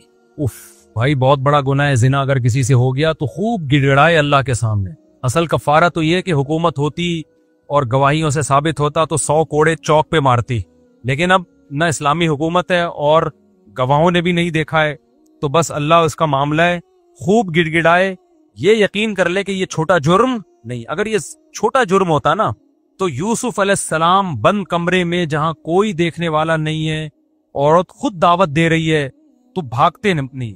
फिर दोबारा दावत दी और कहा जेल भिजवा दूंगी, तो यूसुफ अलैहिस्सलाम ने क्या कहा, रब्बि सिजनु अहब्बु इलैया मिम्मा यदऊननी इलैहि, अल्लाह जेल की कोठरी मुझे इस जुर्म से ज्यादा महबूब है। जेल जाना गवारा कर लिया, इस जुर्म में मुब्तला नहीं हुए। इससे पता चले छोटा जुर्म नहीं है ज़िना। बहरहाल हो गया है, खूब अल्लाह के सामने गिड़गिड़ाए, तौबा करे, अल्लाह से मुआहदा करे कि अल्लाह आइंदा मैं ये नहीं करूंगा, और दोबारा जिना तो दूर की बात जिना के करीब भी मत जाए। लड़कियों के नंबर ब्लॉक कर दे, फोश फिल्में देखने से तौबा करे, ये सारी चीजें भड़काती हैं, और फौरन क्या करे, शादी करे। एक हो चुकी है, एक और कर ले एहतियातन, एक और कर ले, एक रह गई है वो भी कंप्लीट कर लेते हैं, फिर एक और कर ले, ठीक है ना। जब तकल्लुफ किया यार, जब 3 करा दी, आप लोग भी बोलोगे मौलवी साहब अब रह किया गया, खवातीन ने तो नाराज होना था, हो गई होंगी, वो भी कह रही होंगी पूरी 4 ही करा दो, ठीक है ना। तो 3 पे आके फिर ब्रेक नहीं होती ना। तो निकाह की कसरत करे भाई, और बुराई से अपने आप को बचाए। अल्लाह अमल की समझने की तौफीक अता फरमाए।